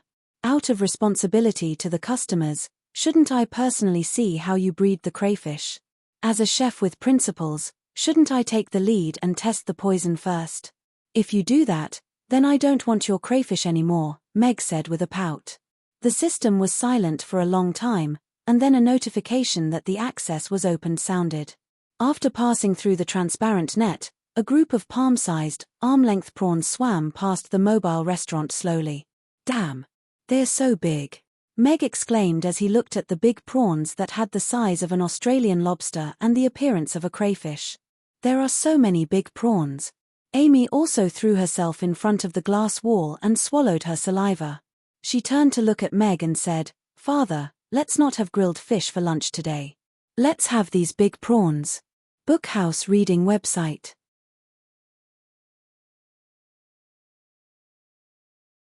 Chapter 13:11.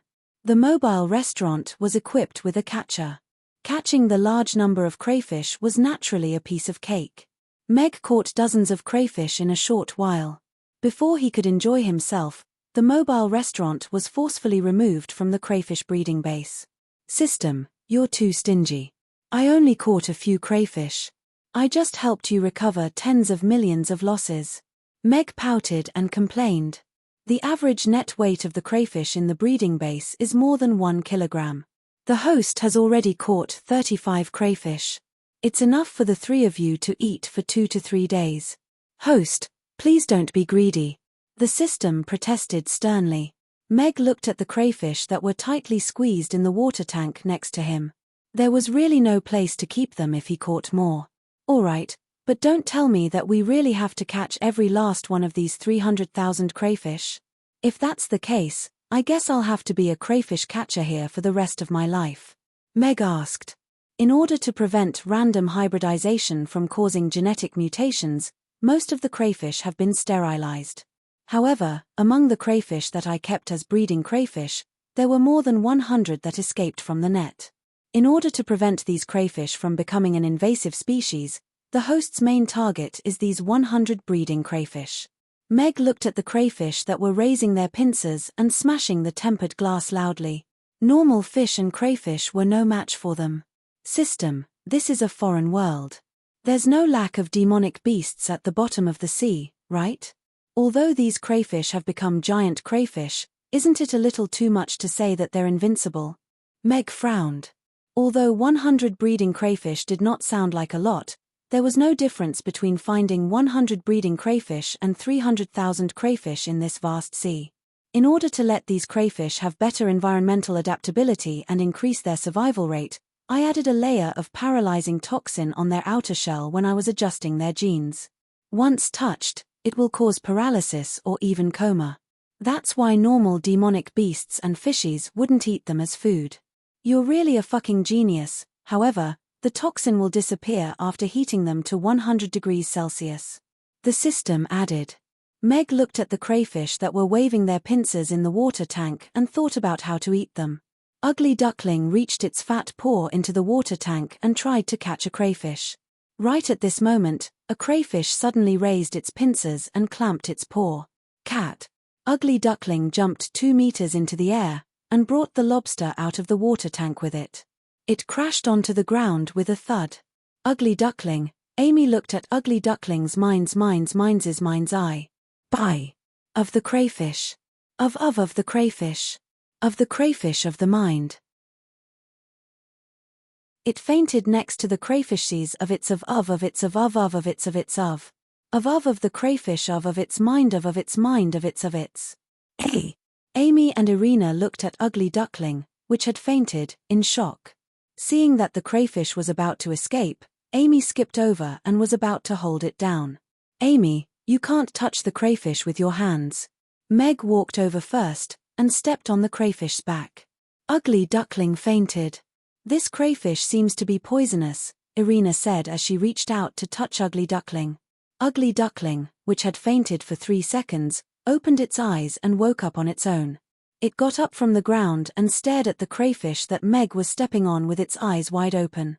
It seemed to still be in a daze. Meg, who was about to ask the system for a way to save the crayfish, looked at Ugly Duckling in surprise. It seemed like this little fellow's poison resistance was pretty good. "There's a paralyzing toxin on the shell of this crayfish. You'll pass out if you touch it directly, so you can't use your hands to grab it directly," Meg explained. He took a pair of gloves from the side and put them on before lifting up the crayfish that he was stepping on with his feet. Calling it a crayfish was a little unfair. After all, its size was comparable to the average Australian crayfish, and its strength was astonishing. Holding it in his hand was like grabbing a crazily struggling piglet. Two pincers that were thicker and stronger than a green crab were waving around. Meg had no doubt that these pincers could easily snap a finger, or even a steel bar.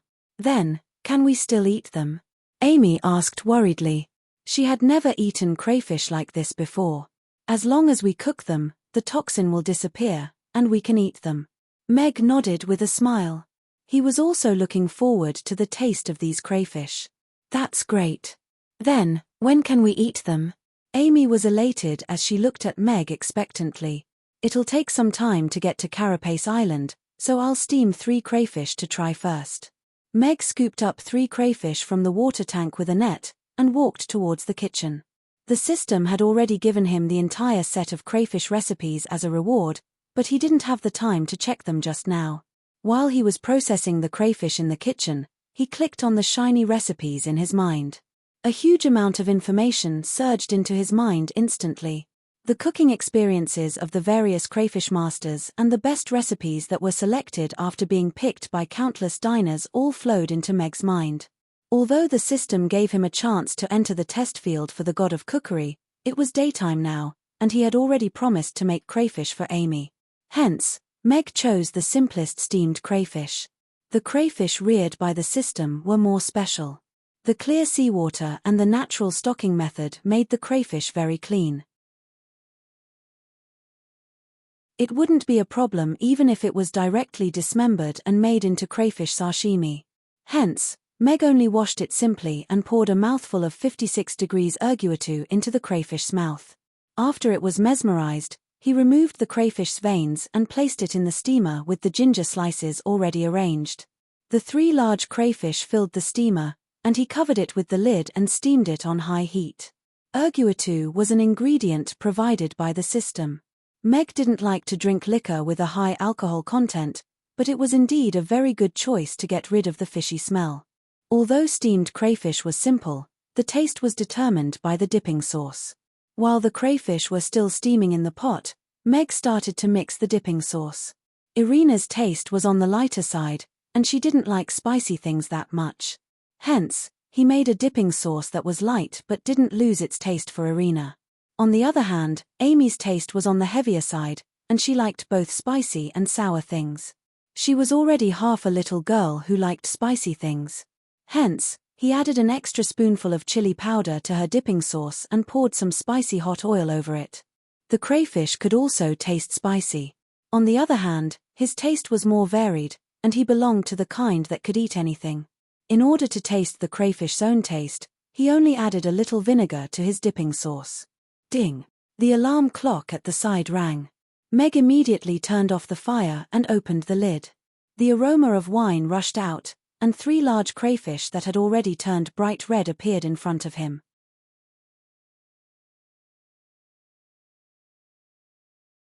Chapter 13:12. The mellow aroma of wine accompanied by the fresh smell of shrimp wafted over. With the simplest processing method and the best ingredients, a delicious steamed crayfish was created. The big crayfish that was baring its fangs and brandishing its claws could almost cover its head. "It smells so good, Father. Are the big crayfish ready?" Amy had already come to the kitchen door. She took a deep breath of the fragrance in the air and looked at Meg's back expectantly. "It does smell good." Irina also came to the door and nodded. She subconsciously swallowed her saliva. "Yes. Wash your hands and get ready to eat the crayfish," Meg said with a smile. He took the crayfish out of the steamer and put them on 3 plates. He served them with the dipping sauce and walked to the dining room. The 2 catty big crayfish took up an entire plate. The bright red shell was still majestic, but the 2 big pincers could no longer be waved.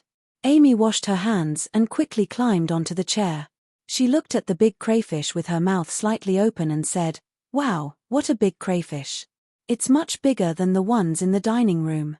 The big crayfish and the big crayfish used to make Yeongju fried rice were indeed incomparable. Irina sat down beside Meg and looked at the big red crayfish in front of her. She asked, "Is it okay to touch it now?" "Yes." Now you only need to peel off the shell and dip it in the dipping sauce to eat. Meg nodded and grabbed his big crayfish with his hand. He first pried open the shell of the crayfish. The crayfish roe was so full that it almost overflowed from the head. The granules were clear and plump. Just looking at it made him feel overjoyed. Meg scooped up a spoonful of crayfish roe and fed it to Amy. Amy took it with her mouth wide open. She chewed and her eyes lit up. She quickly swallowed it and said in surprise, "Oh, this yellow thing is so delicious. It's soft and fragrant. Father is the best." "Me too." Irina opened her mouth slightly, waiting for Meg to feed her. Meg glanced at the remaining half of the crayfish butter and then looked at the expectant Irina. He had no choice but to scoop up the remaining half of the crayfish butter and carefully feed it to Irina, who had her mouth wide open. What to do? The daughter-in-law and the daughter were competing for favor. Could this be a single-choice question? The scrumptious crayfish butter had a very delicate texture, and almost melted with a single bite. The fresh taste was released in the mouth, and there was even a hint of wine aroma, which made the scrumptiousness seem to have been elevated, bringing about a very delightful culinary experience. A smile appeared on Irina's lips as she looked at Mag with admiration, and said, "It's indeed very delicious." "Then eat more." After being praised by the two people he loved the most, Meg felt as sweet as honey in his heart. So what if he ate less of the crayfish butter? He helped them open the crayfish's head and revealed the crayfish butter inside. "You worked so hard to make it. You should try it too." Irina scooped up a big spoonful of the crayfish butter and fed it to Meg. Meg hesitated for a moment. He looked at Irina's smiling face and took the crayfish butter with a smile. The crayfish butter had a very rich taste, and it was more fragrant and pleasant than the Australian lobster. The texture was delicate and smooth, and it slid on the tip of the tongue and then into the stomach. The crayfish butter was the brain of the crayfish. If one ate the crayfish without taking a bite of the crayfish head, one would feel that they were not eating the soul of the crayfish. However, the crayfish butter of ordinary crayfish could not be eaten with a spoon. Meg could no longer imagine the satisfaction of taking a bite of this big crayfish after it was made into a spicy crayfish. A mouthful of crayfish butter was simply unimaginable. "Father, I want to give you a big bite too." Amy also scooped up a big spoonful of crayfish and fed it to Meg. "Little Amy, eat by yourself. Father is already late." Meg smiled and turned the spoon back to Amy. After watching her eat, he picked up her crayfish and peeled off the shell, revealing the crayfish meat that was as thick as a person's wrist. The white crayfish meat with a few hints of translucent crystal lay quietly in the shell. It was so plump that it almost overflowed. The fresh and fragrant smell of the crayfish made one's heart race. Meg picked up a Western knife and cut the crayfish according to the sections on the crayfish meat. From the feedback of the knife, he could feel the plump and springy crayfish meat. "Use this dipping sauce and eat it like you eat hot pot." Meg passed the fork to Amy, then pushed her spicy dipping sauce a little in front of her. "Okay." Amy forked a piece of crayfish meat, dipped it in the dipping sauce, and put it into her mouth. The more she chewed, the more fragrant the bouncy crayfish meat became. Her body couldn't help but sway slightly. Without waiting for Meg to do anything, Irina had already imitated him and lifted the crayfish cover. She elegantly picked up the knife and fork, sliced the crayfish, then dipped it in the dipping sauce in front of her and put it into her mouth. As soon as it entered her mouth, the tip of her tongue could clearly feel the texture of the crayfish meat. The smooth and tender texture was amazing. Chewing lightly, the bouncy texture gradually made her teeth happy. The rich and sweet taste of the crayfish instantly exploded, completely awakening her taste buds. The taste of the dipping sauce wasn't abrupt. Instead, it perfectly set off the unique freshness of the crayfish. It was as if the crayfish had come back to life in her mouth, baring its fangs and brandishing its claws. At this moment, she seemed to have turned into a crayfish, waving a pair of large pincers and swimming freely in the sea. "This taste. It's so delicious." Irina couldn't help but praise. Meg had a smile at the corner of his mouth. Since they were eating happily, he was naturally happy too. After peeling off the crayfish shell, he directly used a fork to pick up the whole crayfish meat, dipped it in a simple vinegar dish, and took a big bite. The plump and bouncy crayfish brought a taste that made one's soul tremble. And the big mouthful of crayfish meat made one instantly burst with happiness. The slightly sour vinegar made the taste buds start to become active first, and then it welcomed the king. The fresh and sweet gravy sputtered in the mouth. The plump crayfish meat was so bouncy, and the fresh taste of the crayfish itself bloomed in the chewing. This feeling is too good, isn't it? After swallowing a mouthful of crayfish meat, Meg looked at the crayfish on the fork, and his eyes lit up. Even the Boston lobster wasn't half as delicious as this crayfish. The plump crayfish, mouthful after mouthful, the feeling of happiness was endless, and it was addictive. The 2 catties of large crayfish went into their stomachs, and even the pincers were clean. The 3 of them were still a little unsatisfied. Amy burped, held a pincer, and hummed, "Big crayfish, so delicious." Ugly duckling meowed, and looked at the 3 of them aggrievedly. "Oh, I seem to have forgotten to prepare food for Ugly Duckling." Meg suddenly remembered. As his presence was too low, he forgot about it. Amy reached out to stroke Ugly Duckling's head, and consoled it, "It's all right. There won't be dinner, either." Ugly Duckling lay on the ground weakly as if it was about to collapse from hunger. "All right, I'll steam a crayfish for you." Meg grabbed a crayfish, and walked towards the kitchen. After lunch, Meg drove the mobile restaurant to the west, and arrived at the uninhabited west of Carapace Island in less than half an hour. "Let's go and take a look at the island first." Meg, who had already changed, carried Amy, who was disguised as a little demon, onto the island.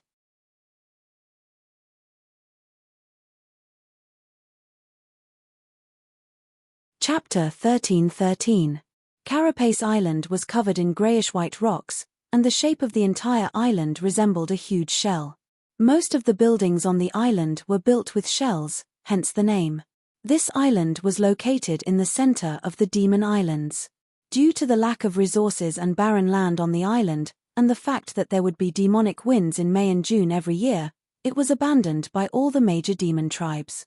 However, it gradually became a prosperous island where all kinds of demons gathered. It was similar to Chaos City.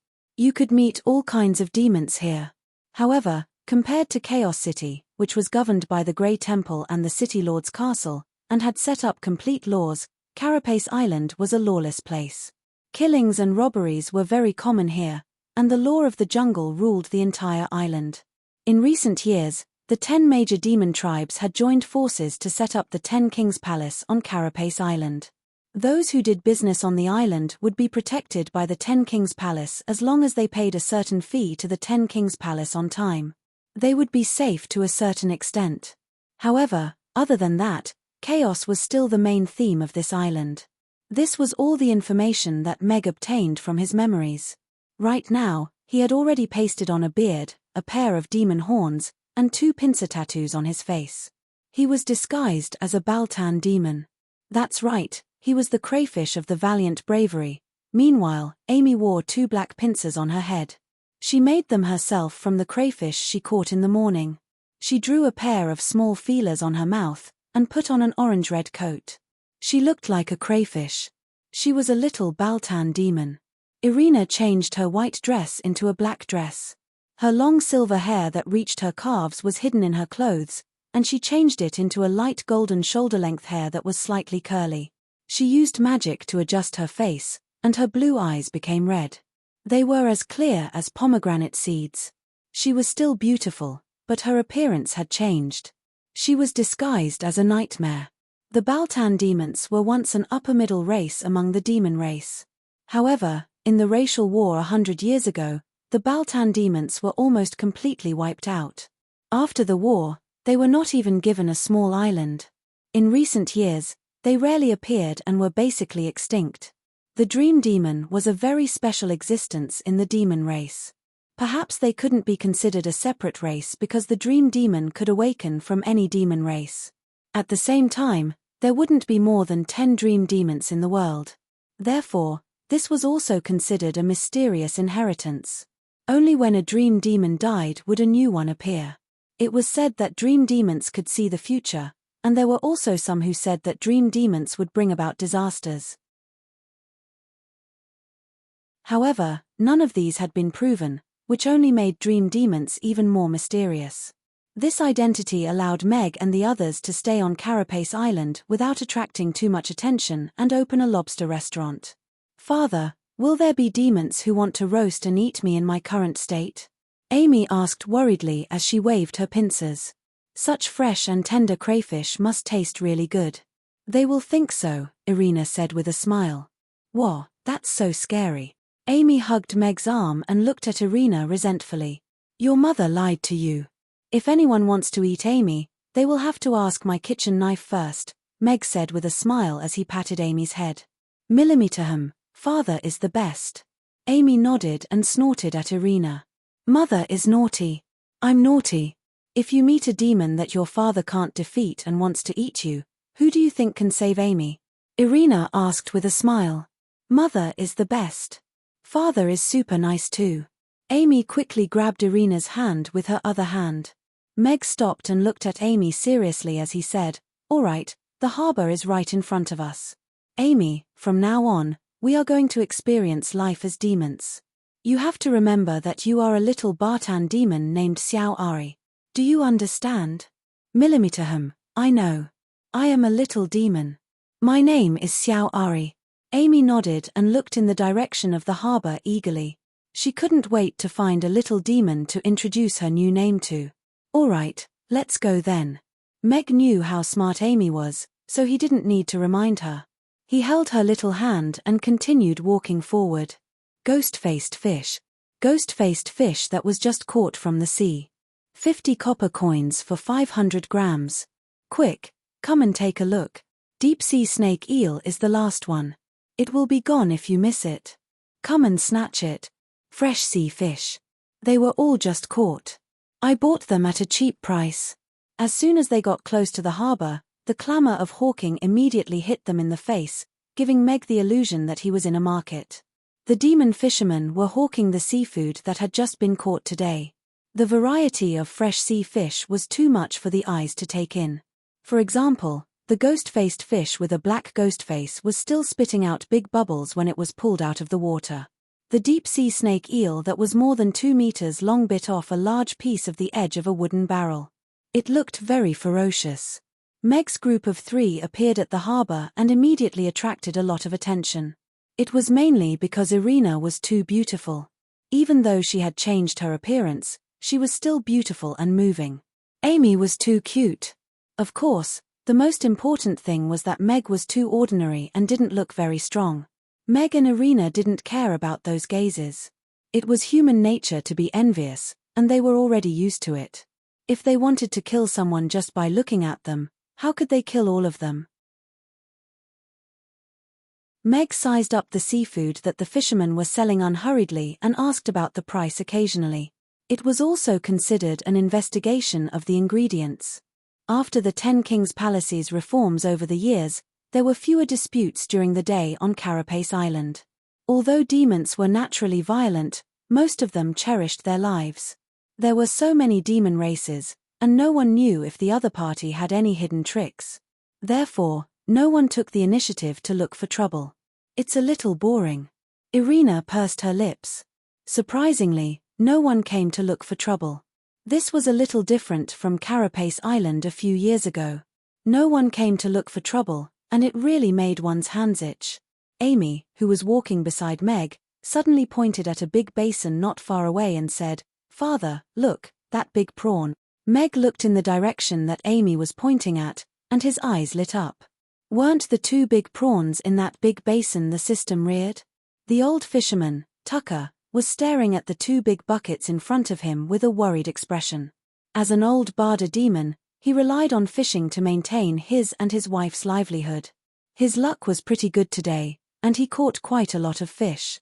He even caught 2 strange-looking prawns. However, it was these 2 prawns that made his arm feel a little numb, and completely ruined his harvest today. He only put one of them in the bucket for a while, and all the fish he caught today died.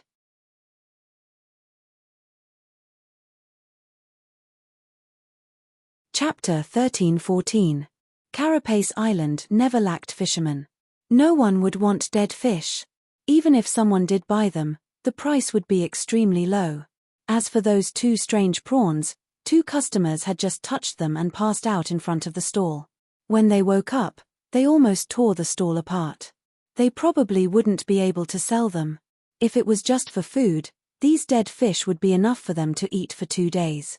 However, the problem was that the 10 Kings Palace's protective amulet was about to expire today. If they couldn't pay the 500 copper coins, the amulet would be taken back, and they would lose the protection of the 10 Kings Palace. Those vagrants who coveted their huts would chase them out of their houses tonight or even throw them into the sea. Forget it, old man. No one wants those things. They can't even be touched. Who would want to eat them? I saw dozens of them on the beach this morning, and I didn't even take a second look at them. You still want to sell them for money? These things are everywhere these days, and a few of our peers have already fallen for them. You're really not up to date with the news. You even picked them up like they're treasures. The young fisherman sitting at the side sneered. His fish were almost sold out, and it was another day full of harvest. Tucker sighed deeply. Although the young demon's words weren't nice, they were all reasonable. It seemed like he wouldn't be able to sell them today. He could only go to the beach to try his luck and see if he could catch a few more fish while it was still early. How much are these prawns? Tucker was about to get up when a voice sounded. Tucker quickly raised his head and looked at the demon standing in front of the bucket. He had a face full of whiskers and a pair of strange horns on his head. There was a black mark on both sides of his face that looked like a pair of pincers. Tucker couldn't tell what kind of demon he was, but he definitely wouldn't be weaker than a lowly barder demon like him. This demon was holding a small demon's hand. It had a pair of pincers on its head and looked very adorable.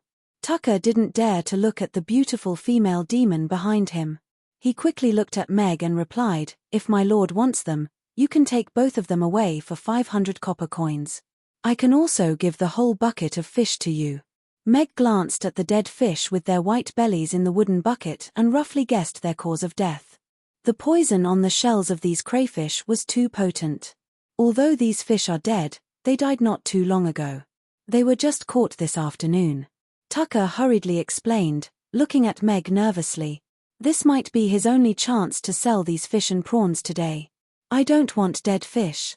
Isn't 500 copper coins for these 2 prawns a little too expensive? Meg said with a slight frown.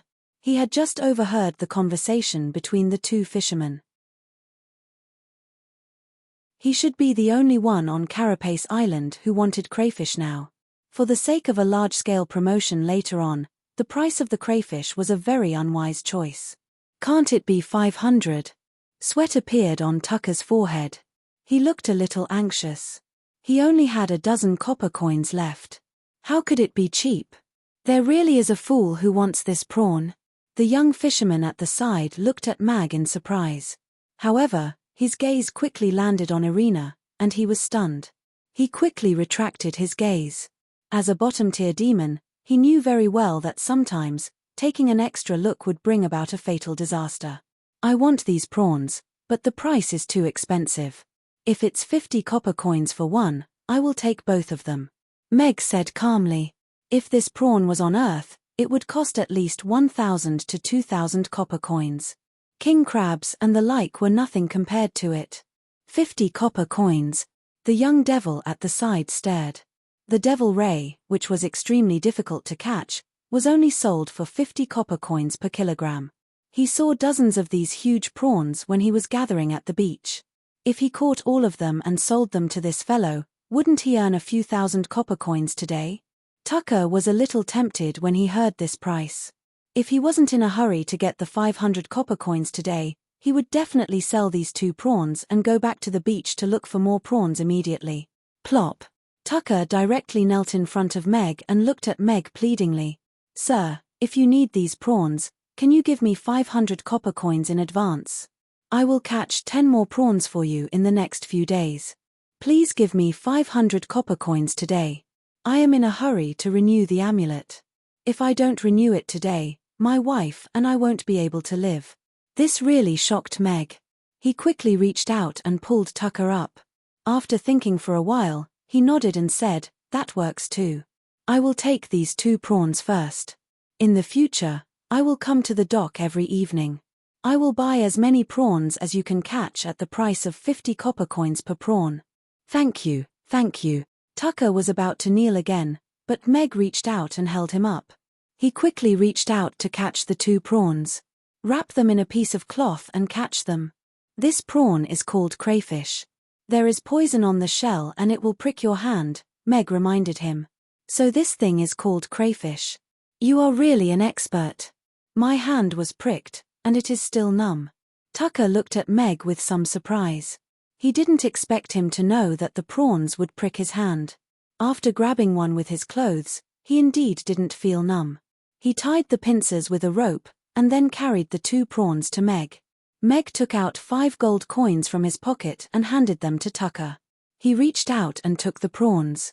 The transaction between Tucker and Meg attracted the attention of many fishermen. These days, they often saw these prawns on the shore, but no one wanted them and couldn't eat them.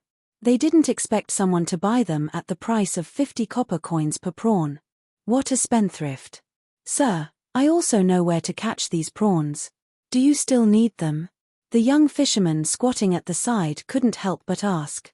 The fisherman also listened attentively. This was much faster than catching fish. If you can catch these prawns, I will buy as many as you can. The price will still be 50 copper coins per prawn. Meg smiled and nodded. That's great. The young fisherman's eyes lit up. He grabbed the fish basket in front of him and stood up, ready to catch the crayfish now. He had seen a lot today. If he caught them now, he would be able to catch a lot before dark. However, after taking 2 steps, he stopped and looked back at Meg. He asked, "Then how do I give you the crayfish?" "I will come to the dock in the morning and evening. If you catch any crayfish, you can sell them to me," Meg said. "Okay, I will catch a lot of crayfish for you tomorrow morning." The young fisherman turned and trotted in the direction of the beach. Many fishermen also got up and walked quickly in the direction of the beach. They had seen a lot of crayfish today. At 50 copper coins per prawn, they could make a fortune just by catching a few. Moreover, they didn't have to worry about not being able to sell them. They had really met a spendthrift. "Let's go." Meg glanced at the fishermen who were rushing to the beach. He carried the crayfish and walked in the direction of the town. A crayfish supply chain had been established. He didn't have to worry about the ingredients for the time being. 300,000 crayfish. This was an industry worth 15 million copper coins. He believed that these fishermen would do their best to help him catch the crayfish. He only needed to make eating crayfish into a new industry. Foodies of the Demon Islands, welcome your king. Meg carried the prawns and walked out with the aura of a king.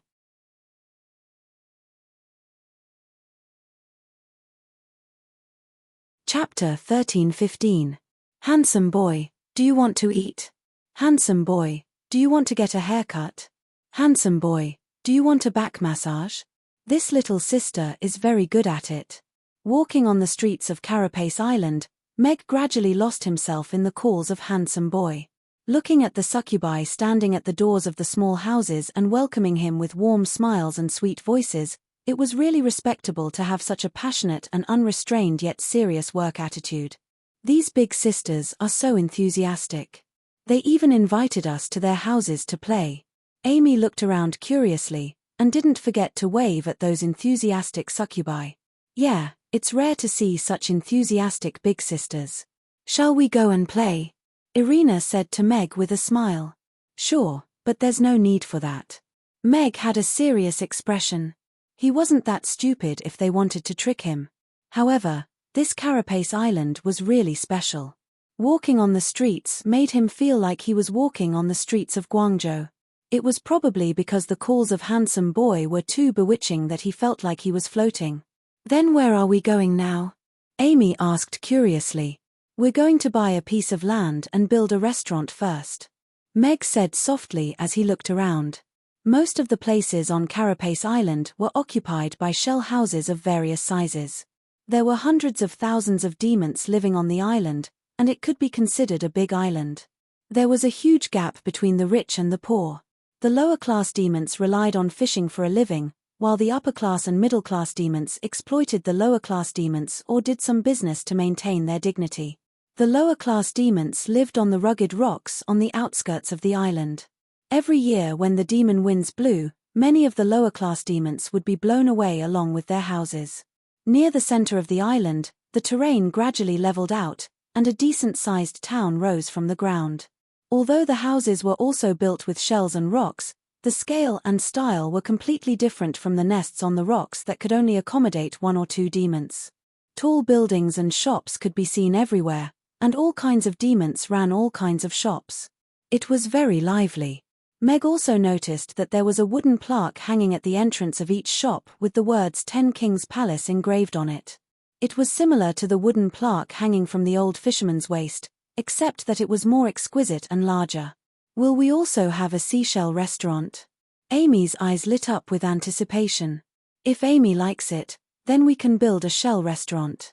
Meg nodded with a smile. It was naturally best if the style could be integrated into Carapace Island. Along the way, Meg did not see any shops listed for sale. Here, he had to start all over again. The first thing he had to do was to obtain a piece of land so that he could summon the mobile restaurant and build a new restaurant. There seems to be someone selling land over there. Irina pointed at a closed shop at the far corner of the street. Sell the land. Meg looked at the 2 big words above the shop and was a little surprised by the honesty of this demon when it came to doing business. However, since there was a channel that specialized in selling land, it saved him the trouble of looking for a shop. Mag walked to the front of the shop and knocked on the wooden door. After a long while, a tall demon with a bull's head came out. He yawned and shouted impatiently, "What do you want?" "We want to buy a piece of land," Meg said calmly. This Minotaur demon was only a 5th-tier demon. He could beat 10 of them with one punch. "Come in." The Minotaur demon sized up Meg. He could not tell which race he belonged to, nor could he tell his strength. However, he could vaguely feel that Meg was not weaker than himself. His attitude softened a little as he turned and walked in. Meg and the others entered the shop. The shop was not big. There was only 1 table and 3 chairs. One of the chairs even had a lame leg. The lighting was very dim, and the air was filled with the smell of cow urine. There were more than 10 wooden signs hanging on the wall, each with a bunch of keys hanging under it. "It stinks." Amy walked to the door, pinched her nose, and turned to leave, refusing to enter the shop again. Irina also stopped at the door and closed it. The Minotaur demon walked to the wooden signs and casually flipped through a few of them. He looked back at Meg and said, "What kind of land do you want to buy? The center of the island or the periphery of the island? Are you going to use it for living or for business?" "I plan to open a restaurant. It doesn't have to be in the center of the island, but it has to be bigger." Meg thought for a while and said, "What a troublesome request." The Minotaur demon turned around and flipped through the wooden signs again. After a while, he took a wooden sign from the corner and threw it at Meg. He said, "This land, 150,000 copper coins. Full payment." Meg looked at the address and approximate area written on the wooden sign and said to the Minotaur demon, "Aren't you going to show us the place first?" "Show us? Heh, there's no such service. Buy it or not." The Minotaur demon looked impatient. "If you don't want to buy, then leave. I still want to sleep." Meg flipped the wooden sign in his hand. The wooden sign recorded the general information of the house. There were 6 rooms and a garden. The area should not be small. Deal. Mag took out a money pouch and poured it out on the table. The golden dragon coins fell onto the table, making a crisp sound. "Count them." The Minotaur demon's eyes lit up. He squatted in front of the table and counted the money. 150 dragon coins were quickly counted. "Tell me your name. I'll register it, and that land will belong to you." The Minotaur demon put away the dragon coins and took out a thick booklet from under the table as he spoke to Meg. "Hades," Meg replied. The Minotaur demon used his crooked handwriting to write the name Hades on the booklet. Then, he wrote down a serial number and took out a stamp from the drawer. He pressed it hard on the name and nodded at Meg. "Mr. Hades, That wooden sign is the proof that you own this house. The transaction is complete. You can go and take a look at your new house now. All right. Meg nodded slightly. This process was easier than he thought. He put away the wooden sign and prepared to leave. Oh, yes. If you've just arrived at Carapace Island, I suggest you go to the Ten Kings Palace to buy a protective amulet. Without a protective amulet, life on Carapace Island will be very difficult, the Minotaur reminded Mag as he kept the booklet. Thank you. Meg nodded slightly, pushed open the wooden door, and walked out. He took a breath of the fresh air outside and waved the sign in his hand at Irina and Amy. He smiled, and said, "Let's go. We'll go to the Ten Kings Palace to buy a protective sign. Then, we can go to our new house." Ten Kings Palace? Shouldn't those fellows protect themselves first? Irina looked at Meg and frowned slightly.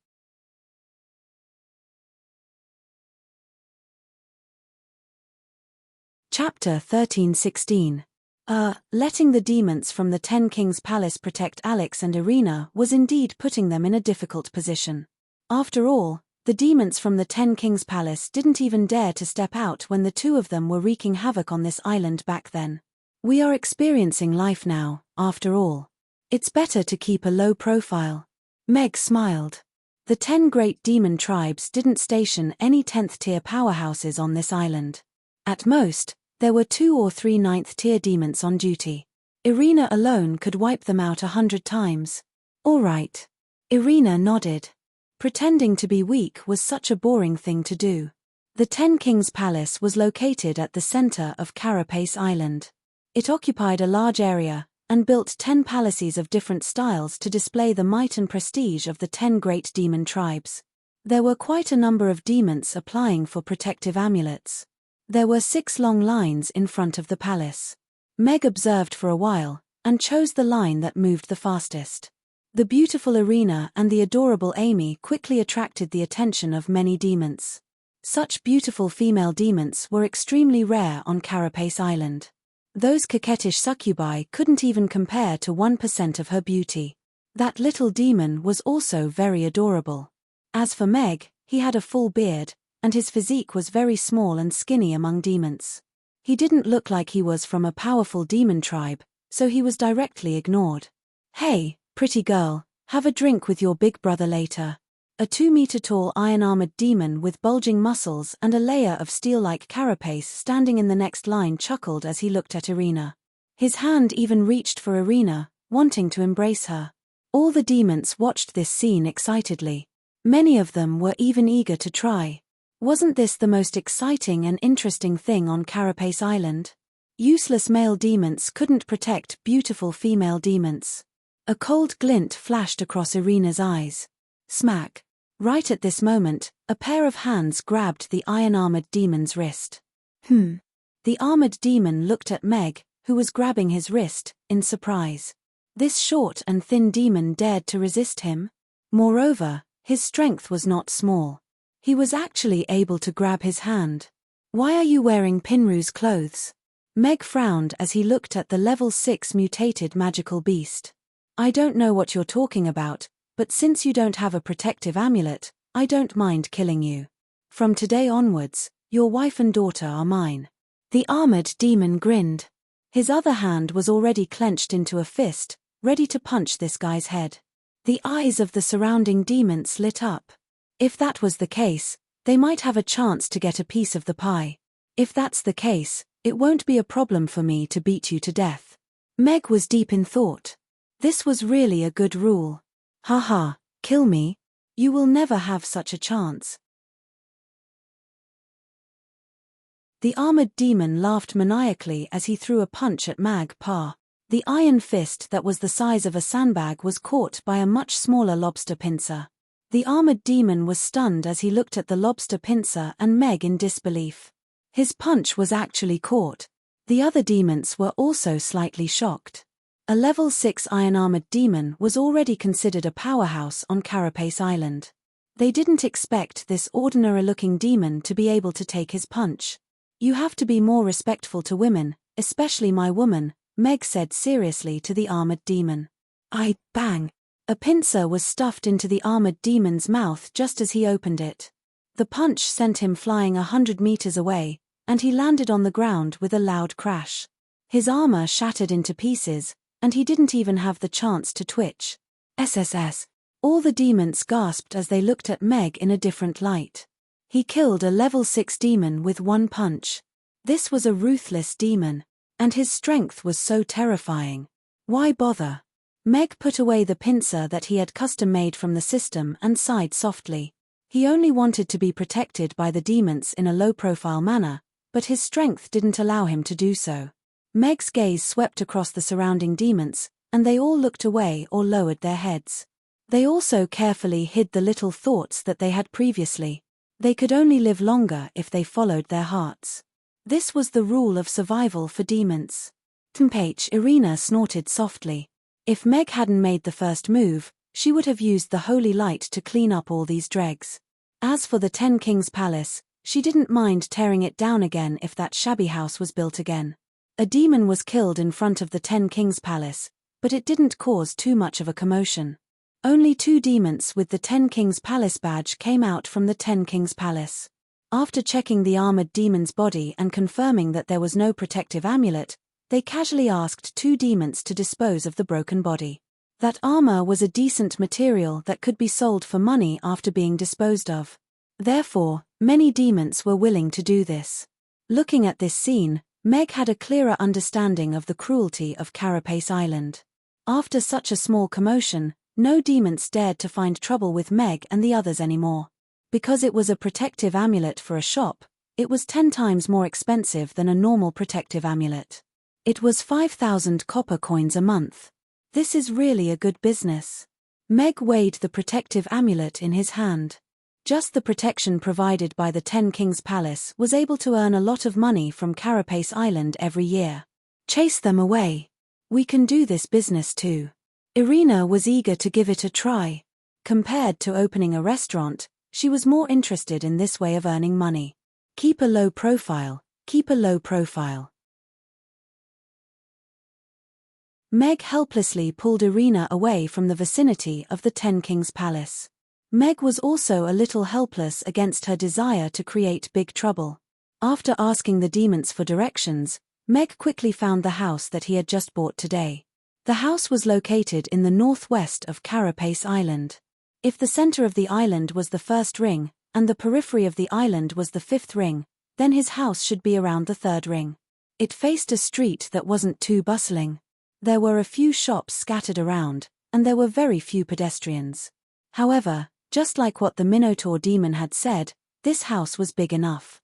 It took up about 300 square meters, and it was a 2-story shell house with a small garden in front. It met his requirements. However, the house looked very old and dilapidated. The yard was also overgrown with weeds, and it looked like it had been abandoned for a long time. Although it's a shell house, are we really going to stay here tonight? I see a lot of bugs, Amy said worriedly as she tiptoed to look into the house. It's all right, Father will turn it into a new house. Meg said with a smile. He looked around and saw that there was no one in the neighbor's house, so he clicked to summon the mobile restaurant.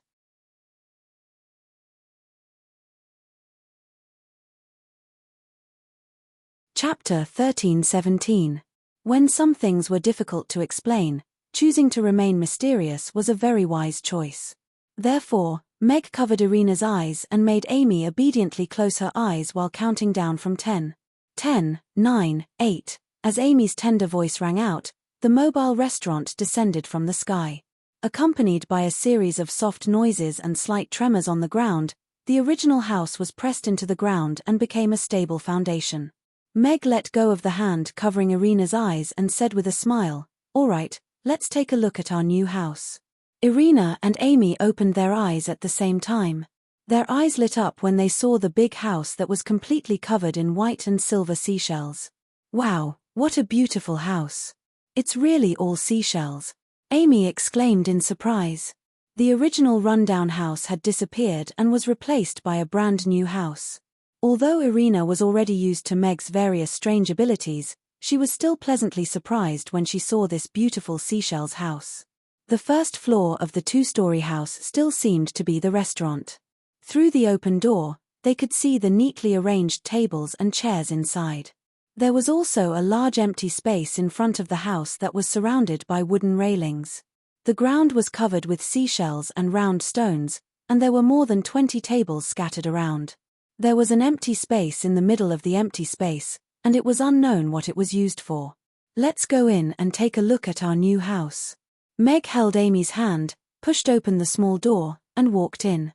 In order to be as low-key as possible, Meg chose a more ordinary carapace island style when he chose the decoration style. It was very common white seashells with some light gold and light silver seashells in between. It was just that the system had arranged them in a very delicate way, making the overall style look very comfortable. The interior of the restaurant was also more spacious. There were fewer partitions, and black stone tables and chairs were arranged neatly in the style of a food stall. The layout of the kitchen was also very simple. The most conspicuous thing was the 3 large iron pots with a diameter of 2 meters in the middle of the dining room. They took up most of the space in the kitchen, but there was also a set of normal kitchenware and stove. As a single lobster was too big, and in order to complete the mission of catching 300,000 crayfish as soon as possible, Meg had to increase the amount of food he cooked every day. A normal-sized pot could no longer satisfy his needs. However, Meg had no idea how to use the 2-meter wok. He could foresee that there would be a tough battle tonight in the test field for the god of cooking. There was a large fish tank in the corner. There were already dozens of crayfish inside.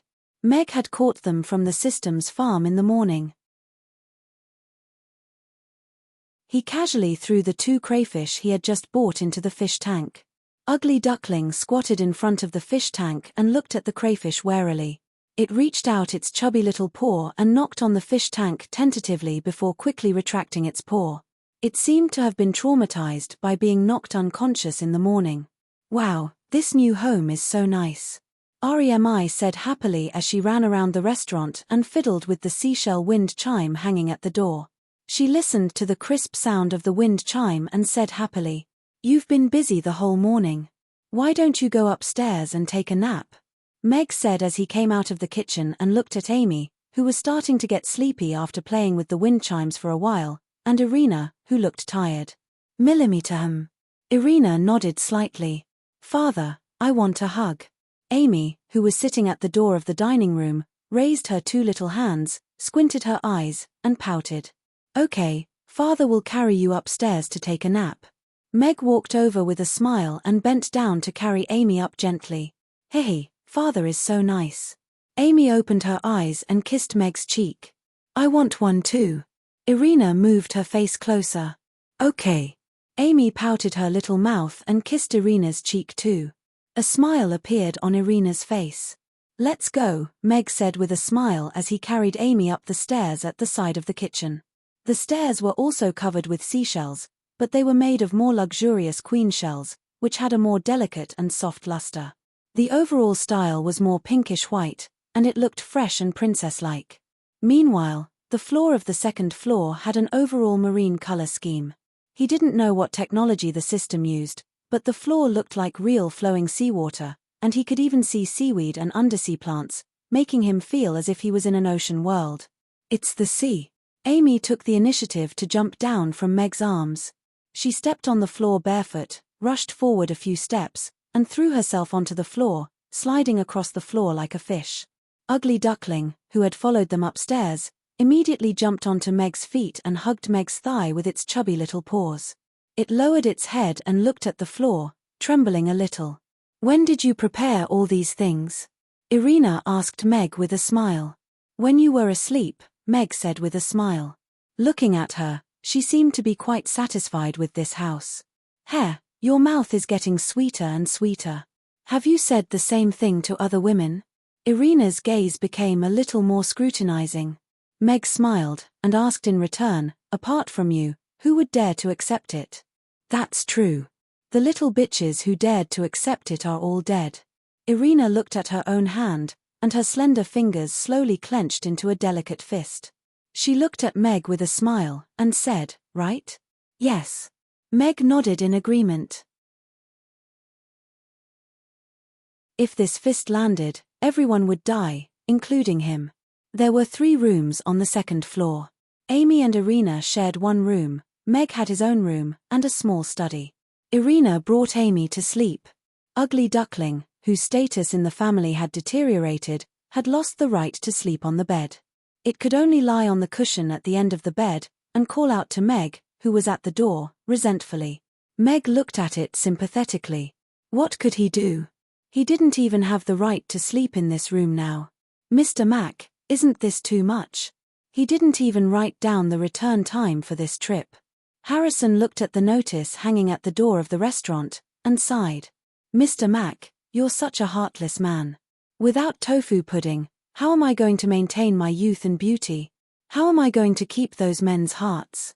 A gorgeously dressed succubus wiped the corners of her eyes with a silk handkerchief, and her expression was full of resentment. My hair is only half grown out, and Mr. Mac left just like that. What am I going to do? Chris, the boss of Broad Employment Agency, touched his hair, which had already grown into a ringed island, and looked worried. Be satisfied. At least we can still eat lean pork and century egg porridge, beef kebabs, and hot pot.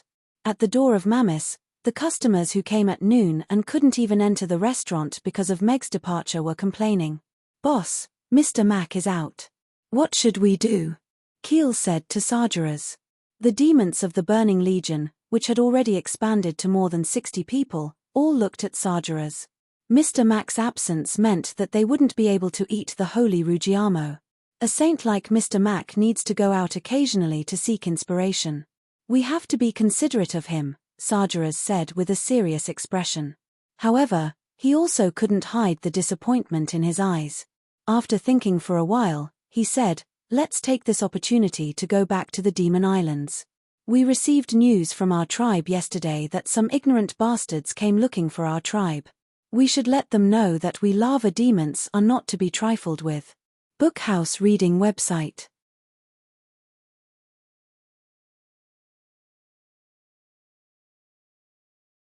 Chapter 13:18. A. Since when did this house become so new? And there are so many dining tables. Ivan, the rock troll, who had just returned from quarrying rocks, stared at the brand new house next door and the tables and chairs in the courtyard with a look of astonishment. Maybe we have a new neighbor. This house has been abandoned for a long time. I wonder who moved in. Ivan's wife, Jemina, was also looking at the courtyard with a huge sea turtle in her hand. Forget it. Anyway, we don't have the tradition of greeting our neighbors on this island. If it's a neighbor with a bad personality, he might even get us into trouble. Ivan shook his head and strode towards his own courtyard. That's true. Jemina nodded and followed Ivan into the house. Hearing the sound of the door opening, a little rock troll ran out of the house recklessly. His clumsy rock legs didn't manage to cross the threshold, and he fell to the ground with a thud, creating a hole in the ground. He got up unscathed, and looked at the huge sea turtle in Jemina's hand with disappointment. It's a huge sea turtle again. It's a huge sea turtle every day. We're going to become a huge sea turtle from eating so much. Ivan reached out to stroke that little demon's head, and said, Justin, Father will buy you other delicious food tomorrow. Let's eat the sea turtle today first. The sea turtle that your mother makes is delicious. One huge sea turtle is enough for us to eat for a day. That's what you said yesterday and the day before yesterday, but we still eat turtles every day, and it's always turtle stew for the entire day. I might as well eat rocks. Justin snorted and grumbled. Ivan's expression froze, and guilt flashed across his eyes. He glanced at Jemina, and stammered, not knowing how to answer. Jemina only knew how to make sea turtle stew. What could he do? He was in despair, too. Why, Justin? Do you think the sea turtle that I make isn't delicious? Jemina's expression turned cold, and she stared at Justin with her brownish-green eyes. Justin, who was initially aggressive, cowered instantly. He avoided her gaze, and meekly said, No, mother. I just think that we can change to something else to eat, or go out for a meal, eat something else. Go out for a meal? Was there anything more delicious than turtle stew in this world? Is there anyone with better culinary skills than me? Jemina had a ridiculous expression as she turned to look at Ivan. "Tell me, is there?" Ivan felt the stare of death. Even if his conscience hurt, he still shook his head firmly and said, "No." "Father, you traitor." Justin looked at Ivan with some disdain. He was the one who suggested that Ivan do this yesterday, but when it came to it, Ivan actually backed down. "Did you see that? Even your knowledgeable father said no." A smug smile appeared on Jemina's face. She placed the giant turtle in her hands on the ground, and commanded, "Go, take out the big pot. I'm going to show my true culinary skills and stew a pot of delicious turtle for you." Ivan and Justin, who had failed in their resistance, could only helplessly walk into the house. Soon, they came out with a large pot. There was a simple stove built with 3 large rocks in the middle of the yard. "Let's have grilled fish and grilled prawns tonight." Right at this moment, a voice came from the yard next door. Meg walked out with a grill and placed it on the empty space in the middle of the yard as he spoke to Irina and Amy, who were carrying the ingredients. "I want to eat meat, grilled meat, grilled meat," Amy said as she raised her little hand. Meow Tilda Ugly Duckling, who was squatting by Amy's feet, raised its little paw in agreement. "All right, then I'll go and prepare some beef kebabs later." Meg nodded with a smile. The theme of tonight's dinner was an outdoor barbecue. This made him feel a little regretful that he didn't choose a house by the sea. After all, it would definitely be more comfortable to have a barbecue facing the sea. "It's the new neighbors." Hearing the sound from the yard next door, the family of rock trolls who were busy lighting the fire all stood up and looked towards the yard next door curiously. Ivan and Jemina were over 3 meters tall. Even the little fellow, Justin, was 1.5 meters tall. The railing that was over 1 meter tall couldn't block their vision at all. A young strange demon, a beautiful female demon, and a cute and petite little demon. This family of 3 should be the new neighbors who had just moved in today. However, Ivan and Justin's eyes were completely attracted by the big prawns and big fish on the table at the side. The fish and prawns that were marinated with seasoning gave off the fragrance of spices even before they were cooked. This was a fatal temptation to families who only had salt as their daily condiment. Meg also noticed the 3 rock trolls standing in the yard next door. He smiled and said, "Hello, we just moved in today." "Hello, I'm Jemina. This is Ivan, and this is our child, Justin," Jemina replied.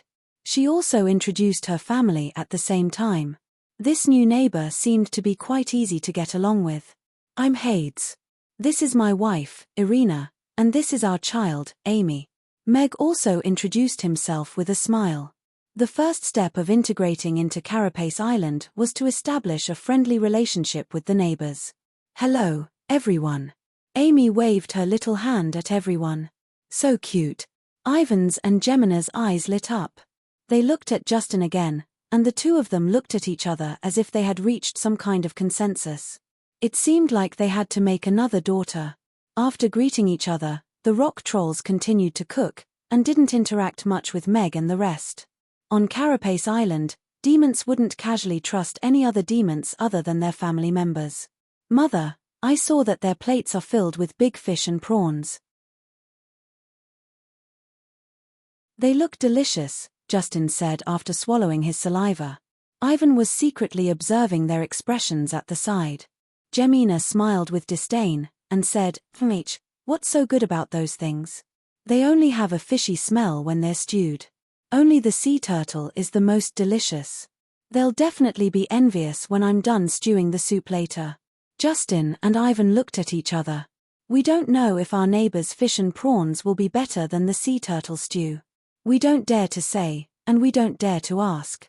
After washing the sea turtle, Jemina threw it into a pot of clear water, sprinkled a handful of natural sea salt, and covered the pot with a lid. Then, she clapped her hands with a relaxed expression. Now, they just had to wait for the delicacy to come out of the pot. Among the rock trolls, only a smart and virtuous female demon like her could master such a perfect and complicated method of stewing turtles.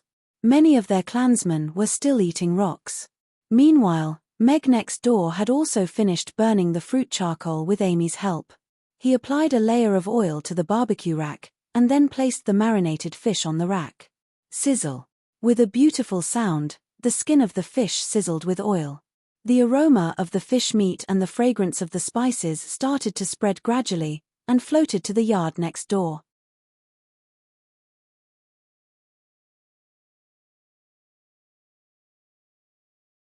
Chapter 13:19. Gulp. 3 gulping sounds sounded almost at the same time. This is too fragrant, isn't it? Ivan, who was sitting in front of the stove, couldn't help but look into the courtyard next door. This was an aroma he had never smelled before. It was his first time knowing that food could give off such a wonderful aroma. It was countless times more delicious than the fragrant soil in the backyard. Smells so good. It really smells so good. Justin had already climbed up from the ground, and was holding onto the railing as he looked into the courtyard next door. That male demon was flipping the big fish on the grill. He had a brush in his hand, and was brushing something onto the fish. After a while, he took a small jar and sprinkled some powdery substance onto the fish. It was as if he had injected a soul into it, and the aroma of the fish was instantly stimulated. "Whoa!" Justin cried on the spot. He hugged the railing, and turned to Jemina as he cried, "Mother, I want to eat that too." Meg, who put down the cumin powder jar, turned around in surprise. He didn't expect the kid next door to really cry because of his craving. Wow, the little brother next door is craving for it. But this grilled fish is ours. Amy sat on a chair at the side, and declared her ownership with a serious expression. Meow. Ugly Duckling meowed to show its agreement. "What are you thinking about? Don't you feel embarrassed?" Jemina smashed her fist on Justin's head, and directly hammered half of his head into the ground, just enough to retract his face. So cruel. Amy shrank her head, and glanced at Meg and Irina. It seemed like father and mother were really super nice to her. "Sorry, my child gets hungry very quickly. Once he's hungry, he'll want to eat everything, even soil. His favorite dish is the turtle stew I made." Jemina smiled at Meg and the others, and then glanced at Ivan, who was staring at the grilled fish and swallowing his saliva. "Yes, yes, yes. Our whole family loves to eat turtle stew the most." Ivan shuddered, and nodded hurriedly. "It's all right. He's a child, after all. It's all the same." Meg nodded. He was amazed by his neighbor's cruel parenting style. As for whether the child really liked to eat turtle stew, he didn't know. "Who said that? I hate turtle stew the most." Justin, who was squatting in the corner with his head in his hands, mumbled. His head was fine, but his heart had suffered a heavy blow. While crying, he couldn't help but look at the yard on the other side through the gap in the railing. In this world, there was indeed more delicious food than turtle stew. Could that male demon be the legendary gourmet? How could he make such fragrant food? Meg took a plate and grilled the fish over charcoal. He sprinkled some chopped green onions on it, and the aroma of the fish immediately filled the air. It was refreshing. "Come, let's eat grilled fish first." Meg placed the grilled fish in front of Amy and Irina, and then changed the grilling plate. He brushed some oil on it, and placed the big lobsters with a cut on their backs on the grill. The pincers were still moving slightly, but the sauce had already seeped in perfectly, ensuring the meat quality and the wonderful taste at the same time. Under the grilling of the charcoal fire, the dark green shell of the lobster gradually turned red. The fat in the shell of the lobster started to sizzle, and the fresh taste that belonged to the lobster blossomed. Meg used the strategy of reducing the oil when grilling the lobsters. The plump lobster meat contained a lot of water, and as the water evaporated, a gap appeared between the meat and the shell. The sauce that was marinated previously had already been perfectly absorbed into the meat, and the aroma filled the air. "This is too tempting. I really want to eat it." Justin stood up again at some point, and hugged the pillar in the corner. He choked with sobs, and his eyes were full of yearning. "Oh, it's so delicious." Amy picked up a piece of fish and blew on it before putting it into her mouth. She then shook her head with elation. Irina also picked up a piece of fish and put it into her mouth. It was a little different from the spicy grilled fish she had at the restaurant. This grilled fish was a little simpler, and there were no side dishes. The crispy fish skin wrapped around the tender flesh of the fish, and a crispy flavor blossomed in her mouth. The tender flesh of the fish was a wonderful surprise. The unique aroma of the fruit charcoal grilled fish gave it a special temperament. Compared to the spicy grilled fish, the common aroma of this grilled fish was a little more prominent. However, it didn't overpower the aroma of the fish itself, and it still achieved a perfect balance. It's a little different from the grilled fish from before, but it's still very delicious. Irina picked up another piece of grilled fish. Freshly grilled fish was undoubtedly the most delicious. That's too much. She's actually enjoying it so much. Justin's tears began to flow uncontrollably again. This was the life he yearned for. Don't cry, don't cry. Isn't the turtle stew going to be ready soon? I know you want to eat the turtle stew.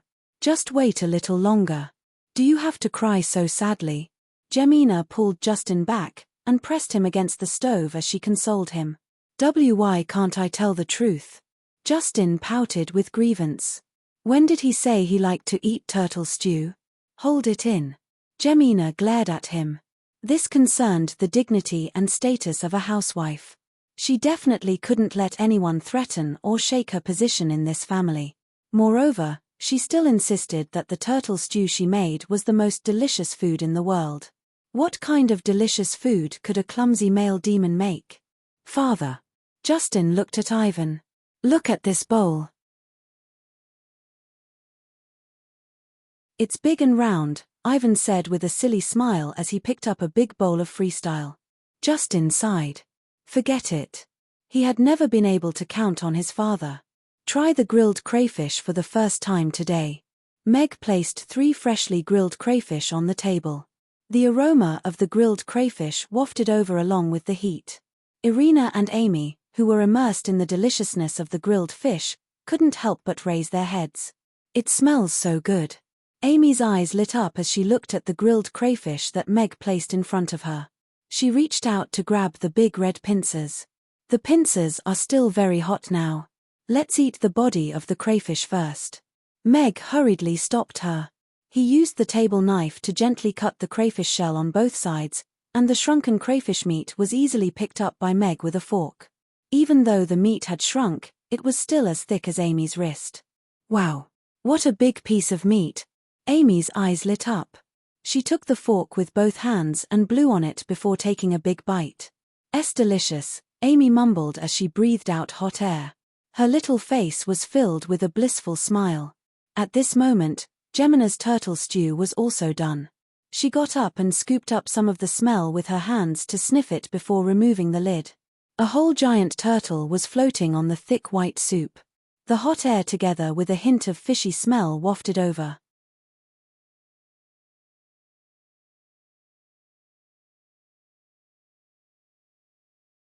Chapter 13:20.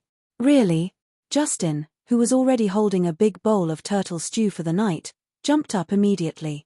He looked at the roasted red prawn in Meg's hand in surprise. The wonderful aroma wafted over at such a close distance, and made him so touched that he wanted to cry. Ivan's eyes lit up, too. However, after taking a look at Jemina, he suppressed the urge to get up, but his gaze was fixed on the crayfish. Is this fellow here to cause trouble? Jemina looked at Meg. His act of delivering food was obviously a challenge to her position in this family. Moreover, he was using the method she was most proud of, cooking. Oh, I see. Thank you so much. My child is just a glutton. Jemina took the crayfish from Meg with a smile, and continued, my turtle stew is also just done. Don't be in a hurry to go back. I'll get a bowl for each of you. Meg took a look at the giant turtle with its belly facing the sky floating in the pot of soup. He couldn't even see any spices, and the scene was extremely tragic. He hurriedly waved his hand with a smile, and said, it's all right. You guys have just started eating. We're almost done. How can I do that? My turtle stew is the best in the tribe. You guys must try it, Jemina said as she scooped up the giant turtle, and was about to tear off its legs. In that case, please give us a bowl of soup. Tonight's dinner is a little dry. It would be great if we could drink some soup, Mag quickly said. He could forget about the rough turtle shredding. I'll get you some soup. Ivan got up and scooped a big bowl of soup for Meg, and passed it to Meg. "Thank you. Enjoy your meal." Meg hurriedly returned with a big bowl of soup. "This is..." Irina looked at the big bowl Meg brought back, and was a little puzzled. "Passionate neighbors." Meg shrugged. The turtle soup was very fresh and thick, but at the same time, it was accompanied by a fishy smell. It was probably because the blood was not cleaned properly when it was drained, and the appropriate spices were not added to remove the fishy smell. It was a waste of a good pot of soup. However, she had good intentions after all, and Mag could also feel Gemina's confidence and strong desire to challenge him. Hence, he still took 3 small bowls, and scooped a small bowl for each of them from the big bowl. "Try it." Meg picked up the spoon and took a sip. The soup was very fresh and strong. Even if only a handful of sea salt was added, the turtle still managed to bring out the layers of the soup. However, the fishy taste was also present. It was not the kind that was hard to swallow, but for Meg, this was obviously not a soup that he would drink a second time, so he put down the spoon. "It's quite good. It's even better when paired with fish meat." Amy ate a mouthful of soup and a piece of grilled fish very happily. Irina only took a whiff, and then moved the bowl to the side. She took a bite of the prawn, and said, "The cooking skills of the rock trolls are indeed as rumored. However, compared to their traditional famous dish, stone mixed with sand, those who can make it to this standard should already be considered culinary geniuses in their race. There's such a famous dish." Meg was speechless. He thought that stargazy pie was already a representative of dark cuisine. Mudslide feast, stone feast, stewed small stones. There are countless representative dishes. It's just that ordinary people are not used to eating them. Irina nodded. What a strong race. Meg was in awe. A race that could play so many tricks on eating dirt must have a place in this world. Their race is almost extinct. Eating rocks causes indigestion and choking to death. The proportion of rock trolls is extremely high. Irina pursed her lips. Meg, on the other side, Justin placed the grilled crayfish on the stone table.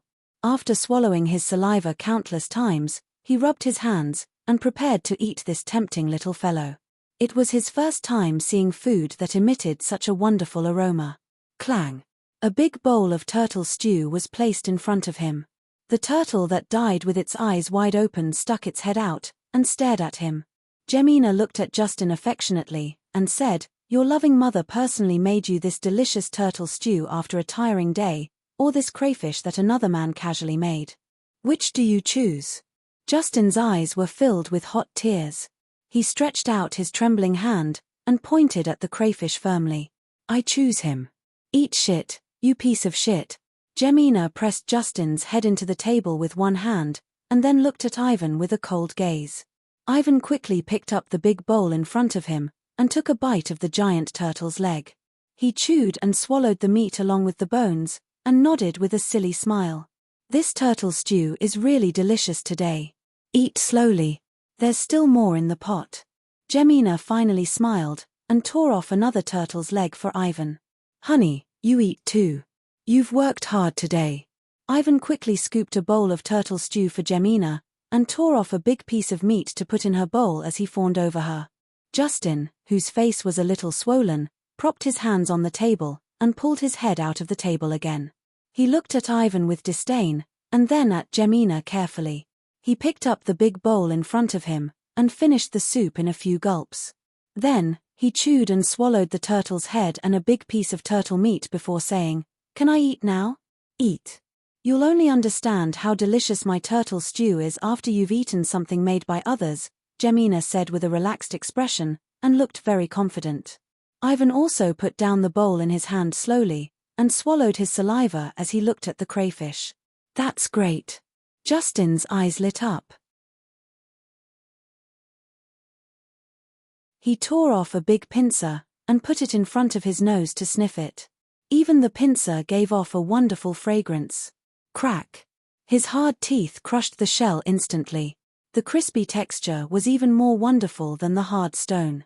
What was even more peculiar was that there was actually plump and soft meat inside the crispy shell.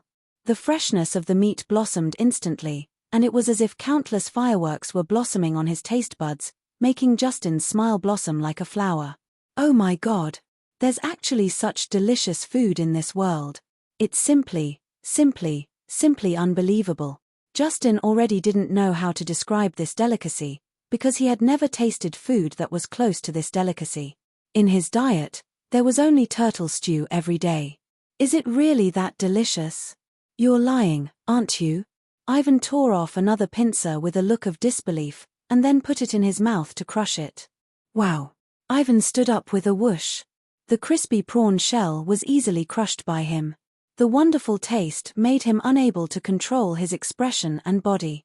This was completely beyond his imagination. In his mind, a giant turtle was swimming freely. Suddenly, a giant pincer fell from the sky, and clamped the giant turtle into two with a crack. Then, a giant red crayfish slowly appeared, and occupied the entire sea. Jemina, who was originally full of confidence, froze when she saw the father and son who suddenly fell into a state of bliss. She looked at the big crayfish with suspicion. Is it really that delicious? Or are they acting me?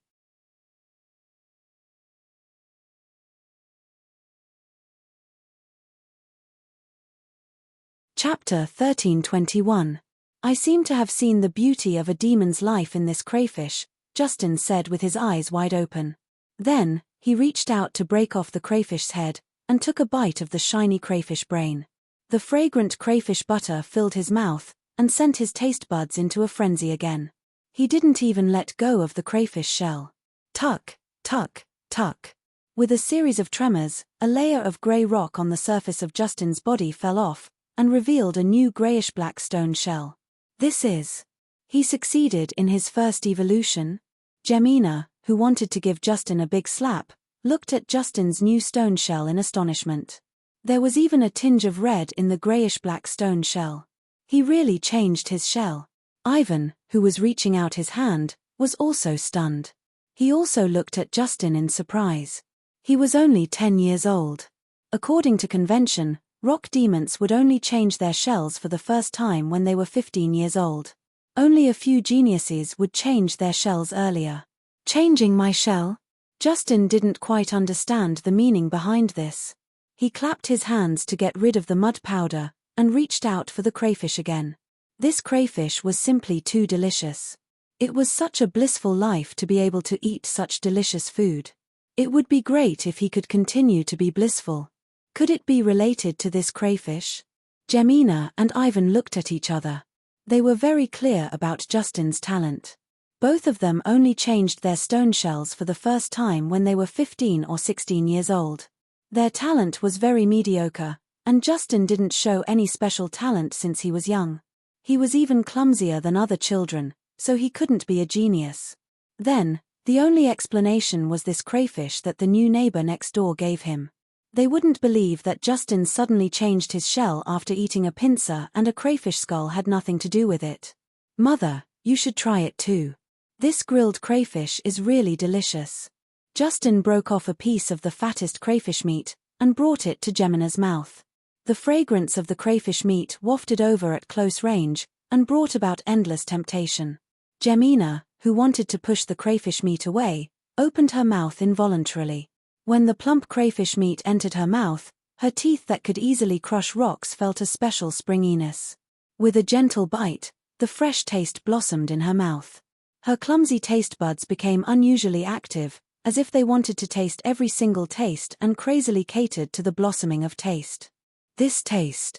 How can there be such a wonderful taste in this world? Jemina was shocked. The image of the giant sea turtle in her mind was crushed into a thin meat patty by a red lobster. Her body and mind were completely conquered by the crayfish after just one encounter. My sea turtle, the difference is too big, Jemina sighed. Compared to the crayfish, the turtle stew that she was so proud of didn't even deserve to be called food. Honey, give me another bowl of sea turtle soup. Today's soup is really delicious.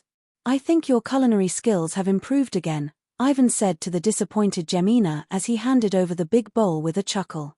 Jemina looked up at Ivan, and saw the smile on his face. She suddenly felt a lump in her throat, and jokingly scolded, "Don't you have hands? Do you still need me to scoop it for you?" However, he still scooped up a large bowl of soup for Ivan and added a large turtle leg while he was at it. "How is it, Mother? Isn't this crayfish super delicious?" Justin said to Jemina proudly. He finally proved that he was right. The food cooked by others was indeed better than his mother's. Sea turtle soup was the most disgusting thing in the world. "Rascal, sea turtle soup is so delicious. There are so many demons in our tribe who are envious of it. This crayfish can only be a snack. Do you think you can eat it as a meal?" Ivan slapped Justin's head and shot him a few glances. His gaze also became a little more stern. Justin's head slammed onto the table. Although it didn't hurt, tears of grievance were already welling up in his eyes.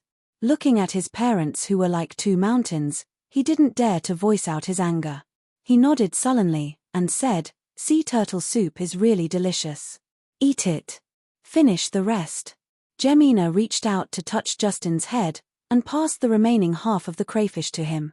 "Can I go on my way after I'm full?" Justin asked fearfully as he held the crayfish. There must be a reason for this abnormality. The contrast in his mother's attitude was too big. "You don't want to eat it, right?" Jemina's face turned cold. "I'll eat it." Justin stuffed the crayfish meat and shell into his mouth and chewed with great relish. Justin finished the crayfish very quickly. He licked his hand as if he hadn't had enough. Unfortunately, there was only one crayfish, and it wasn't enough at all. Jemina grabbed Justin's hand and looked at it seriously for a while. Compared to just now, the red on the grayish-white stone shell had become clearer. It was a little like the red on the crayfish shell. "It wasn't this hard when I changed my shell for the first time." Ivan also reached out to pinch the slightly protruding stone shell on Justin's back. He suddenly retracted his hand and said in shock, "Why does it feel a little prickly? It's also a little numb." Jemina ignored him and instead asked Justin, "Justin, do you feel anything special after changing your shell?" Justin nodded and said, "What do you feel like?" "Feel?" Justin stood up and clenched his fists. "It seems like my strength has increased. Give it a try with a punch." Jemina pointed at the giant rock that was almost as tall as a human standing in the courtyard. That rock was what they used to train Justin. It was filled with holes left by his fists. Justin walked over and took a deep breath. Then, he clenched his fist and punched the rock. Crack! With a soft sound, a crack appeared on the giant rock with his fist as the center. The crack expanded rapidly, and the giant rock was split into two before crashing to the ground. How did I become so powerful?" Justin looked at the giant rock that he smashed with his fist in disbelief. "You have indeed reached the strength of your first shell change, and this layer of stone shell seems to have mutated a little," Ivan said with a smile as he looked at the giant rock. "That's great. Our son is going to become a rare genius among the rock trolls," Jemina exclaimed in surprise. Mutated stone shells were extremely rare among the rock trolls. Once it appeared, it would leave its name in the history of the rock trolls. "Genius." Justin was taken aback and said with uncertainty, "Didn't you guys always say that I'm a rare idiot among the rock trolls? Could Justin's sudden evolution be related to this crayfish?" Ivan raised his doubts and speculations again. "That's possible."